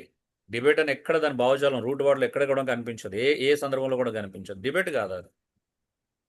మన విశ్వాసం గురించి ఎదురు వ్యక్తి అడుగుతున్న ప్రశ్నలకు సాత్వికంతో భయంతో సమాధానం చెప్పడాన్ని అపోలోజిటిక్స్ అంటారు. మీకు కావాలంటే దీని రూట్ వర్డ్ గురించి చెక్ చేసుకోవచ్చు. కానీ ఇది నా సందర్భంలో ఈ అంశంలో ఇది అప్రస్తుతం కాబట్టి చెప్తున్నా. అంటే కొంతవరకు అవసరం కాబట్టి కొంతవరకు చెప్తున్నా. భయముతో సమాధానం చెప్పడానికి సిద్ధంగా ఉండాలి. ఎల్లప్పుడూ సిద్ధంగా ఉండాలి. ఎవరైనా మన విశ్వాసాన్ని గురించి ప్రశ్నిస్తారా? యేసు ప్రభుని ఎందుకు నమ్ముకున్నావు అని అడుగుతారా? యేసు ప్రభువును ఆయననే ఎందుకు దేవుడిగా అంగీకరిస్తున్నావు అని ఎవరైనా అడుగుతారా? వాళ్ళకు మనం సాత్వికతో భయంతో సమాధానం చెప్పడానికి సిద్ధంగా ఉంది. నా ఇష్టమయ్యా, నాకు రాజ్యాంగం హక్కు కల్పించింది, నా మతం నా ఇష్టం అని అంటావా? కొంతమంది ఇప్పుడు అలా కూడా సమాధానం చెప్తున్నారు. నా ఇష్టం, నాకు మత స్వేచ్ఛ హక్కు ఉంది, నాకు రాజ్యాంగం హక్కు కల్పించింది కాబట్టి నా ఇష్టమై నేను నమ్ముకున్నాను, నీకేంది అని బైబిల్ చెప్పమనట్లేదు. అలా చెప్పొచ్చా అండి? నో, అలా చెప్పమనట్లా. సాత్వికంతో భయంతో సమాధానం చెప్పాలి, వణుకుతూ సమాధానం చెప్పాలి. యేసుప్రభు నమ్ముకోవడానికి కారణం ఇది. ఆయన నన్ను తన స్వరక్తం చేత నన్ను శుద్ధీకరించాడు, నా పాపము నా భయం నుంచి విడిపించాడు, నన్ను పవిత్రపరిచాడు. గిల్టీ తీసేశాడు. నా లోపల ఉన్నటువంటి గిల్టీ తీసేసాడు. ఇంకంతకంటే భాగ్యం ఏముంటది? నా గిల్టీ తీసేసిండు ఆయన. అది ఆ రక్షణ ఆనందం ఇచ్చాడు నాకు. నేనొక పాపిని, కానీ పాపి అనేవాడు ఒక ఆత్మలో ఎలా ఆనందించగలుగుతాడో నాకు ప్రభు వలన దొరికింది. ఇది కదా! ఆయన లేకపోతే నేను ఆనందించకపోయేవాడిని. లేకపోతే ఆ పాపాలు తలంచుకుంటూ దుఃఖపడేవాడిని. లేకపోతే ఆ! ప్రమాదకరమైన డిప్రెషన్‌లోకెళ్ళిపోయేవాడిని. కానీ యేసుక్రీస్తు నమ్ముకోవడం ద్వారా నాకు డిప్రెషన్ లేకుండా చేశాడు. పాపం అనేటువంటి ఒత్తిడి లేకుండా చేశాడు. గిల్ట్ అనే ఫీలింగ్ లేకుండా చేశాడు. అది ఆయన రక్షణానందం ఇచ్చాడు. అంత మాత్రమే కాదు, నాలాంటి ఒక బలహీనుడిని పరలోక రాజ్యంలో చేరడానికి అవకాశం ఇచ్చాడు. పరలోక రాజ్యానికి ఒక ఆహ్వానం ఇచ్చాడు. పరలోక రాజ్యంలో తనతో పాటు తండ్రి, తనతో పాటు తన కుమారునితో పాటు నన్ను కూడా తన సింహాసనం మీద తన కుమారునితో పాటు కూర్చోబెట్టుకున్నటువంటి ఒక ధన్యతనిచ్చాడు. అలా చెప్పగలగాలి గాస్పెల్‌ని మనం. అలా జీవించినప్పుడు అలా ఎవరైనా ప్రశ్న అడుగుతారు. మనం డిబేట్ చేస్తే వాళ్ళు డిబేట్ చేస్తారు. మనం ఆర్గ్యుమెంట్ చేస్తే వాళ్ళు ఆర్గ్యుమెంట్ చేస్తారు. మనం తప్పు పడితే వాళ్ళు తప్పు పడతారు. సింపుల్. మనం ఏది విత్తితే అదే జరుగుతుంది. అదే కోసుకుంటాం. అదే మనము క్రీస్తును అనుసరించి జీవిస్తున్నానికి వాళ్ళకు కూడా డౌట్ వస్తారే, ఎందుకింత ఇంత దీనంగా జీవిస్తున్నారు? ఎందుకింత అద్భుతంగా జీవిస్తున్నారు? ఎందుకింత ప్రేమ కలిగి, ఇంత క్షమాపణ కలిగి జీవిస్తున్నారు? అలాంటి జీవిస్తే వాళ్ళకి నిజంగానే ప్రశ్న అడుగుతది. అబ్బా! యేసుప్రభుని మీరు ఎందుకు నమ్ముకున్నారు అంటే అప్పుడు చెప్పొచ్చు. సో, మన జీవితం సరిగా లేకపోతే మన సవాలు కూడా సరిగా రావు. మనకు ఎదుర్కొన్న సవాలు కూడా వాక్య వ్యతిరేకంగా ఉంటాయి. మనం ఎంత మంచిగా జీవించినా ఆఫ్‌కోర్స్ కొంతమంది సవాలు విసురుతారు. అది వేరు విషయం. కానీ మన జీవితం వల్ల వీళ్ళు సవాలు ఇలా విసురుతున్నారంటే అది మన ప్రాబ్లమే కదా! మన తప్పు కూడా ఉందన్నట్టే కదా అర్థం. మనం సరిగా జీవించినప్పుడు సవాలొస్తున్నాయంటే అది క్రీస్తు కొరకు అది ధన్యులుగా భావించొచ్చు. మనం సరిగా జీవించిన తర్వాత కూడా క్రీస్తు కొరకు, క్రీస్తు మహిమ కొరకు మనం సరిగా జీవిస్తున్నప్పుడు, వాక్యానుసారంగా జీవిస్తున్నప్పుడు శ్రమలొస్తాయి. క్రీస్తునందు సద్భక్తితో బ్రతకడానికి ఉద్దేశించిన ప్రతిసారి శ్రమలొస్తాయి. మన జీవితంలో ఆ శ్రమలు కొనసాగుతుంటాయి. అప్పుడు ఆనందించొచ్చు. కానీ మన ప్రవర్తన సరిగా లేకుండా, మన జీవితం సరిగా లేకుండా, మన సవాళ్ళు, ఛాలెంజ్‌లు ఇవి సోషల్ మీడియా వేదికగా చాలా ఎక్కువైపోతున్నాయి. హ్మ్. మీ బైబిల్‌లో ప్రాబ్లమ్ ఉందంటే మీ దేవుళ్ళైతే ఇంకా ప్రాబ్లమ్ ఉన్నారు అని చెప్పేసి వాళ్ళు అనకూడదు. మనకంత హక్కు లేదు. మనం విమర్శించకూడదు. హ్మ్. అన్యులు పాపం చేసినా కూడా మనకు విమర్శించే హక్కు లేదన్నాడు. తీర్పు తీర్చే హక్కు లేదని మొదటి కొరింథీ రాసిన పత్రిక 5వ అధ్యాయం చివరి వచనాల్లో చూస్తాం. ఆ! మొదటి వచనంలో కూడా చూస్తాం. అన్యులకు తీర్పు తీర్చడం మనకేలా అంటాడు. ఈవెన్ వాళ్ళు పాపంలో ఉన్నా కూడా వాళ్ళు విగ్రహారాధికులని ఇతరాతర ఏ విషయంలోనైనా మనకు తీర్పు తీర్చే అధికారం లేదు. అంటే అందుకే ఆ సాత్వికం ఎక్కడుందండి? జాగ్రత్త ఉందా? రెస్పాండ్ విత్ ఫియర్‌ఫుల్ ఉందా? మనం ఎలా రెస్పాండ్ అవ్వాలి ఎవరితోనైనా? ఒక అన్యుడు మనల్ని ప్రశ్నించినప్పుడు సాత్వికంతో, భయంతో మనం సమాధానం చెప్పగలగాలి. ఒక దేవుని ఎరుగని వ్యక్తి మనల్ని ప్రశ్నిస్తే మనకు ఆ క్యారెక్టర్ డెవలప్ అయితుంది. ఆ మీక్‌నెస్. చూడండి ఎంత ఉందో అది గుర్తు చేశాను కదా! కొరింథీ పత్రిక 5 కావున మేము ప్రభు విషయమై భయమునెరిగి అంట. భయమునెరిగి మనుషులను ప్రేరేపించుచున్నాం. భయమునెరిగి. మేము దేవునికి హ్మ్. హుహు. ప్రత్యక్షపరచబడను. మీ మనస్సాక్షులకు కూడా ప్రత్యక్షపరచబడి 2 కొరింథీలు సరే చూస్తున్నాం. నమ్ముచున్నాం. సత్యాన్ని భయభక్తులతో, ప్రేమతో పంచుకోవాలండి. భయం. ఎవరు ఎక్కడ తప్పిపోతారనే భయం ఉండాలి. రక్షణలో సమాధానం చెప్పడానికి భయంతో సమాధానం చెప్పాలి. మన విశ్వాసం గురించి ఎవరైనా అడిగితే సాత్వికంతో, భయంతో సమాధానం చెప్పడానికి సిద్ధంగా ఉండాలి. అలాగే ఆ! మన చుట్టూ ఉన్నటువంటి సంఘము, విశ్వాసులు ఎక్కడ బలహీనపడిపోతారా అనే భయంతో మనం ఉండాలి. సత్యాన్ని భయభక్తులతో, ప్రేమతో పంచుకోవాలి. నేను చాలా దేవుడు నాతో మాట్లాడుతున్నాడండి. గత కొద్ది కాలంగా నేను చాలా మార్చుకుంటూ వచ్చాను. ఒకప్పుడు ఎమోషనల్ కొద్దిగా ఎవరన్నా అదైపోతే వెంటనే పేషెన్స్ పోయి కోపం రావడం అదైపోయేది. కానీ అవన్నీ దేవుడు ఒక్కొక్కటి దేవునికి గడుపుతున్న కొద్దీ అసలు ఒక్కొక్కటి ఆయన దూరం చేస్తున్నాడు. హ్మ్. జీవితం ఎప్పుడు కూడా మన చేతిలో పెడితేనే మారుతదండి. మన ప్రవర్తన మారుతుంది. భారం పెరుగుతుంది. ఒకప్పుడు ఎంత భారం ఉన్నా ప్రవర్తించే విధానం రియాక్షన్స్ వేరుగా ఉంటాయి. అయితే దేవుడు భారాన్ని అలాగే కొనసాగిస్తూ రియాక్షన్స్ మారుస్తా ఉంటాడు. ఇంకా సాత్వికం ఇస్తాడు. ఇంకా సహనం ఇస్తా ఉంటాడు. ఇంకా ప్రేమనిస్తా ఉంటాడు. ఇంకా దయాళుత్వాన్ని ఒక్కొక్కటి దైవికమైన లక్షణాలు పెంచుతా ఉంటాడు. ఎదిగింపజేస్తా ఉంటాడు. ఎంత హై ఉంటదో తెలుసా అండి? ఎంత అద్భుతంగా ఉంటది జీవితం. నేనేనా? ఇది నేనేనా? అన్న ఆశ్చర్యం కలుగుతది. అయ్యో! ఒకప్పుడు నేను ఇలా రియాక్ట్ అయ్యాను. ఇప్పుడు రియాక్ట్ అవ్వట్లేదు అన్న ఆశ్చర్యం కలుగుతది. నిన్ను నిన్ను చూసుకున్నప్పుడు అద్దంలో చూసుకున్నప్పుడు, నీ ప్రవర్తన చూసుకున్నప్పుడు నువ్వు ఆశ్చర్యపోయేలాగా దేవుడు చేయగలుగుతాడు. ఆశ్చర్యకరుడు. నిజమేగా దేవుడు ఆశ్చర్యకరుడు. నీ ప్రవర్తన, నీ మాట తీరు అన్నీ ఆశ్చర్యపోతావు నువ్వే. ఒకప్పుడు ఇలా ఉండేటాన్ని ఇప్పుడు ఇలా లేను. ఆ! అది, అది జరగాల. ఆయనకు అప్పగించుకున్నప్పుడు జరుగుతది. ఆయన చేతిలో నీ జీవితం పెట్టినప్పుడు. నీకు జాగ్రత్త. విత్ ఫియర్ నువ్వు జాగ్రత్తగా ఉండు. భయంతో ఉన్నప్పుడు అది జరుగుతది. నువ్వు ఆయన పట్ల ఆయన చెప్పే ప్రతి విషయాల పట్ల జాగ్రత్తగా ఉండాలా. ఒకటి సంఘం పట్ల జాగ్రత్తగా ఉండాలి. భార్యాభర్తల మధ్యలో జాగ్రత్త. సంఘంలో ఒకరితో ఒకరు లోబడే విషయంలో జాగ్రత్త. హ్మ్. అన్యుల విషయంలో లేకపోతే పాపం విషయంలో జాగ్రత్త, పరిశుద్ధత విషయంలో జాగ్రత్త, సత్యం విషయంలో జాగ్రత్త. ఉమ్, పనివారులారా, యజమానులకు పూర్ణ భయంతో అక్కడ జాగ్రత్త. అవిశ్వాసులు మనల్ని విశ్వాసాన్ని ప్రశ్నించినప్పుడు జాగ్రత్త వహించాలి. అన్ని విషయాల్లో జాగ్రత్త. విత్ ఫియర్ అంటే జాగ్రత్తగా ఉండడం అని, భయం అంటే వనకడం కాదు. జాగ్రత్త, కేర్ఫుల్ అని అర్థం ఇక్కడ. అది నీకు అర్థం కాకపోతే ప్రయోజనం ఉండదు. ఉమ్, అందుకే చివరిగా మనం ఉమ్, 8 విషయాలు చూసాం. సమ్మరీ మనం చూసి ముగించుకుందాం. Number 1, walk in fear and trembling. జాగ్రత్తగా నడువు, భయంతో నడువు. నీ చుట్టూ ఉన్న క్రైస్తవుల మధ్యలో భయంతో నడువు. సంఘం ఎదుట భయంతో నడుచుకో. వాళ్ళు నేను చూస్తున్నారు. నీ ప్రతి అలవాటు చూస్తారు వాళ్ళు. నువ్వు సోమరిపోతు వాళ్ళు ఏదో చూస్తారు, నువ్వు తిండిపోతు వాళ్ళు అయితే చూస్తారు, నువ్వు మాట ఇచ్చి తప్పేవాడు వాళ్ళు అయితే చూస్తారు, డిసిప్లిన్ ఉందా లేదో చూస్తారు, నీ సమయపాలన అన్ని చూస్తారు. అన్నిట్లో జాగ్రత్త. వాళ్ళు మన మాటల విషయంలో జాగ్రత్త, మన ఆలోచనల విషయంలో జాగ్రత్త, మన ప్రవర్తనలో జాగ్రత్త. Imitate holiness with godly fear. పరిశుద్ధతను భయంతో వణుకుతోను వెంబడించు. పరిశుద్ధత కలిగి జీవించడం క్రైస్తవునికి దేవుడు ఇచ్చినటువంటి ఒక ధన్యత. Treat others with reverence for God. ఇతరులను భయంతో మంచిగా గౌరవించు, భయంతో ప్రోత్సహించు, ప్రేరేపించు. ఇతరుల పట్ల నువ్వు జాగ్రత్త ఉండాలా. Humbly serve with godly fear. వినయంతో దేవుని సేవ చేయి, భయంతో సేవ చేయి, భయంతో నువ్వు నడుచుకో దేవుని ఎదుట. Fearfully work out your salvation. నీ సొంత రక్షణను కొనసాగించుకో. భయంతో వణుకుతో నీ సొంత రక్షణను కొనసాగించుకో, కాపాడుకో. నీ రక్షణను దూరం చేసే ప్రతిదానికి దూరంగా, అది అవిశ్వాసం కావచ్చు, కృపకు మూలముగా ఆత్మను తృణీకరించడం, అవిధేయ చూపించడం, రెబెలియన్ అవ్వడం కావచ్చు. Expect judgement with fearfully. దేవుని న్యాయమైన తీర్పున కోసం ఒకవేళ మనం ఎదురు చూడాల్సిన పరిస్థితి తెచ్చుకోవద్దు. సరే, ఇక్కడ స్పెల్లింగ్ మిస్టేక్ పడింది. 6 పాయింట్ ఎక్సెప్ట్ అని పడింది, ఎక్స్పెక్ట్ అది. సో అక్కడ స్పెల్లింగ్ మిస్టేక్ పడింది. 7, అబాయిడ్ సోజర్నర్స్ ఆఫ్ ఇన్ ఫియర్. నువ్వు పరదేశులుగా జీవిస్తాం. ఈ లోకంలో మనం పరదేశంలో యాత్రికులం కాబట్టి జాగ్రత్త. లోకం శాశ్వతమైనట్టుగా బ్రతకకు. నీ రక్షణకు ఆధ్యాత్మిక జీవితమే నీ తొలి ప్రాధాన్యత. క్రీస్తు కొరకు బ్రతకడమే నీ ప్రైమరీ ఇంటెన్షన్ అయి ఉండాలి. ఆ విధంగా బ్రతుకు. Respond with fearful. అన్యులు నీ విశ్వాసాన్ని గురించి ప్రశ్నిస్తే సాత్వికంతో సమాధానం చెప్పు, భయంతో సమాధానం చెప్పు. ఇష్టానుసారంగా ప్రవర్తించకు. నా ఇష్టం అని చెప్పకు. నా ఇష్టం అంటే నాకు నచ్చింది, యేసుప్రభు నచ్చాడు, నాకు నమ్ముకున్నాను, లేకపోతే ఇంకో కారణం చేత, ఇవి కాదు నువ్వు చెప్పాల్సిన విధానం. అది కాదు. జాగ్రత్తగా జవాబు చెప్పు. వాళ్ళకి అర్థమయ్యే రీతిగా చెప్పు. విశ్వాసం యొక్క ప్రాధాన్యతను వివరిస్తూ చెప్పు. రక్షణ గురించి అద్భుతంగా చెప్పు. రక్షణ కార్యాన్ని గురించి చెప్పు. యేసుప్రభువును ఎందుకు నమ్ముతున్నావు అనేది ఇతరులు అడిగినప్పుడు చెప్పడానికి నువ్వు సిద్ధంగా ఉండాలా.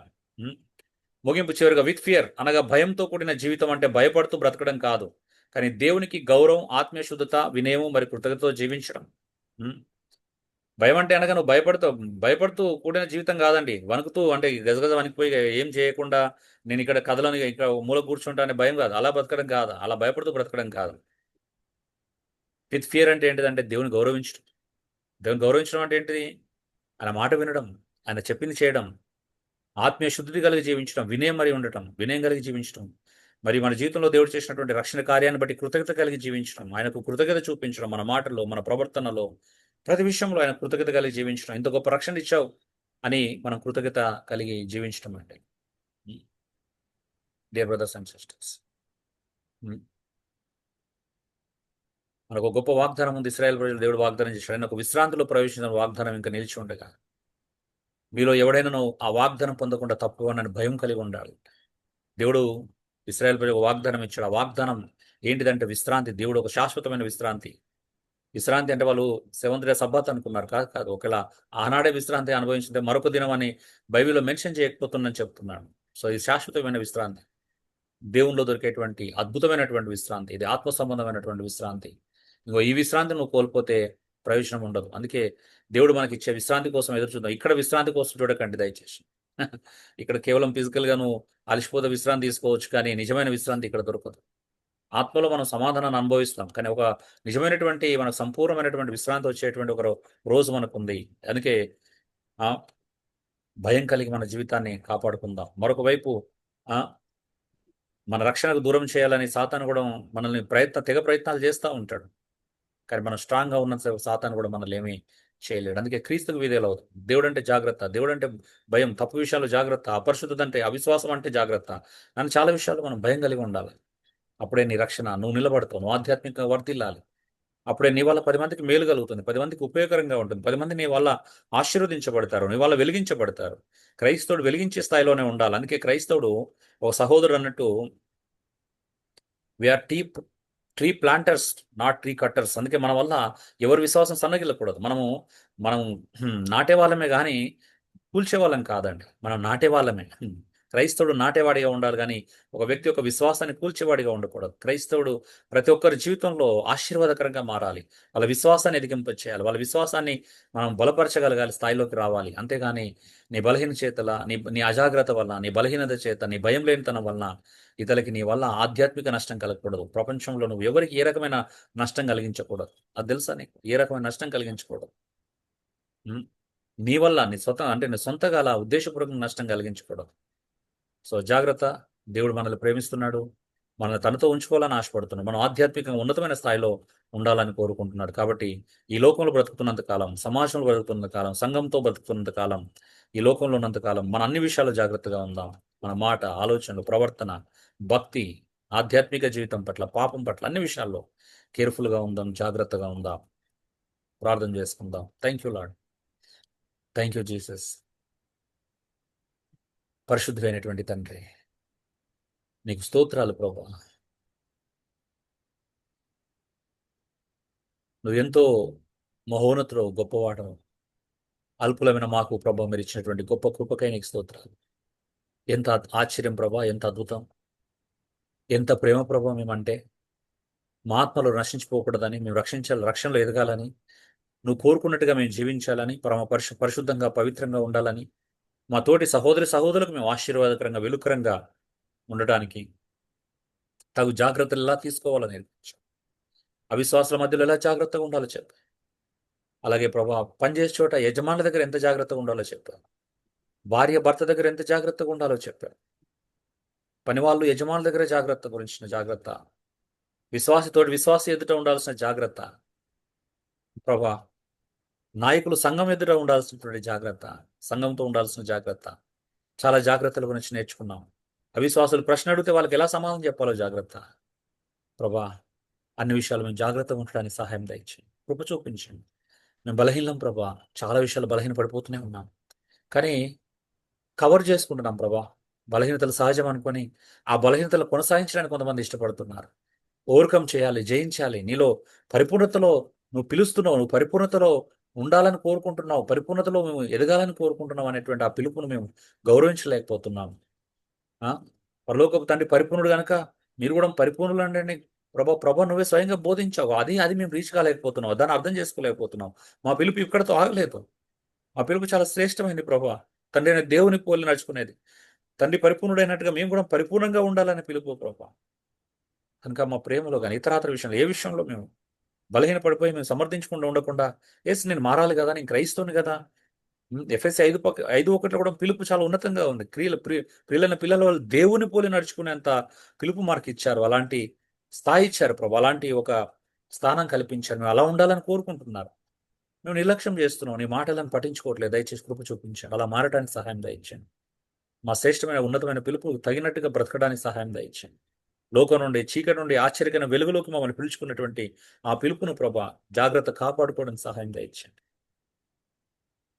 మీరు కోరుకున్నట్టుగా, మీరు ఆశించినట్టుగా, మీ ప్రణాళికకు అనుకూలంగా ప్రభా మీ చిత్తాన్ని నెరవేరుస్తూ మీ కొరకు బ్రతకడానికి కృప చూపించమని, అందుకు తగిన జాగ్రత్తలు మీరు చెప్పినట్టుగా తీసుకోవడానికి కృప చూపించమని నా ప్రార్థన విన్నందుకు మీకు స్తోత్రాలు చెల్లిస్తూ, వింటున్న ప్రతి ఒక్కరి హృదయాన్ని కదల్చండి ప్రభా, మార్చండి. ఆన్లైన్, ఆఫ్లైన్ ఎక్కడ ఉంటారో, తర్వాత ఇది ఎంతమంది చూస్తారో వాళ్ళందరూ హృదయాలను తాకండి. వారు మారాలి ప్రభా, మారాలి, మారాలి, మారాలి. మీ ఆత్మకార్యాలు జరిగించమని బ్రతిమలాడుకుంటున్నాం. అక్రమం విస్తరించిన చేత అనేకుల ప్రేమ చల్లారినటువంటి ఈ లోకంలో బ్రతుకుతున్నాం, పాపం విస్తరిస్తున్నటువంటి కాలంలో బ్రతుకుతున్నాం. కానీ కొద్దిమందమైన ప్రభా నీకోసం నిలబడటానికి కృప చూపించండి. ఆ కృప, ఆ శక్తి మీరు మాకు ఇస్తున్నారు, దాన్ని సద్వినియోగం చేసుకోవడానికి సహాయం దయచేయమని నా ప్రార్థన వింటున్నందుకు మరొకసారి స్తోత్రాలు చెల్లిస్తూ మీరందరూ మీ చేతులకు అప్పగించుకుంటూ యేసు దివ్యనామంలో వేడుకొంచున్నాను పరలోకపు తండ్రి. ఆమేన్, ఆమేన్.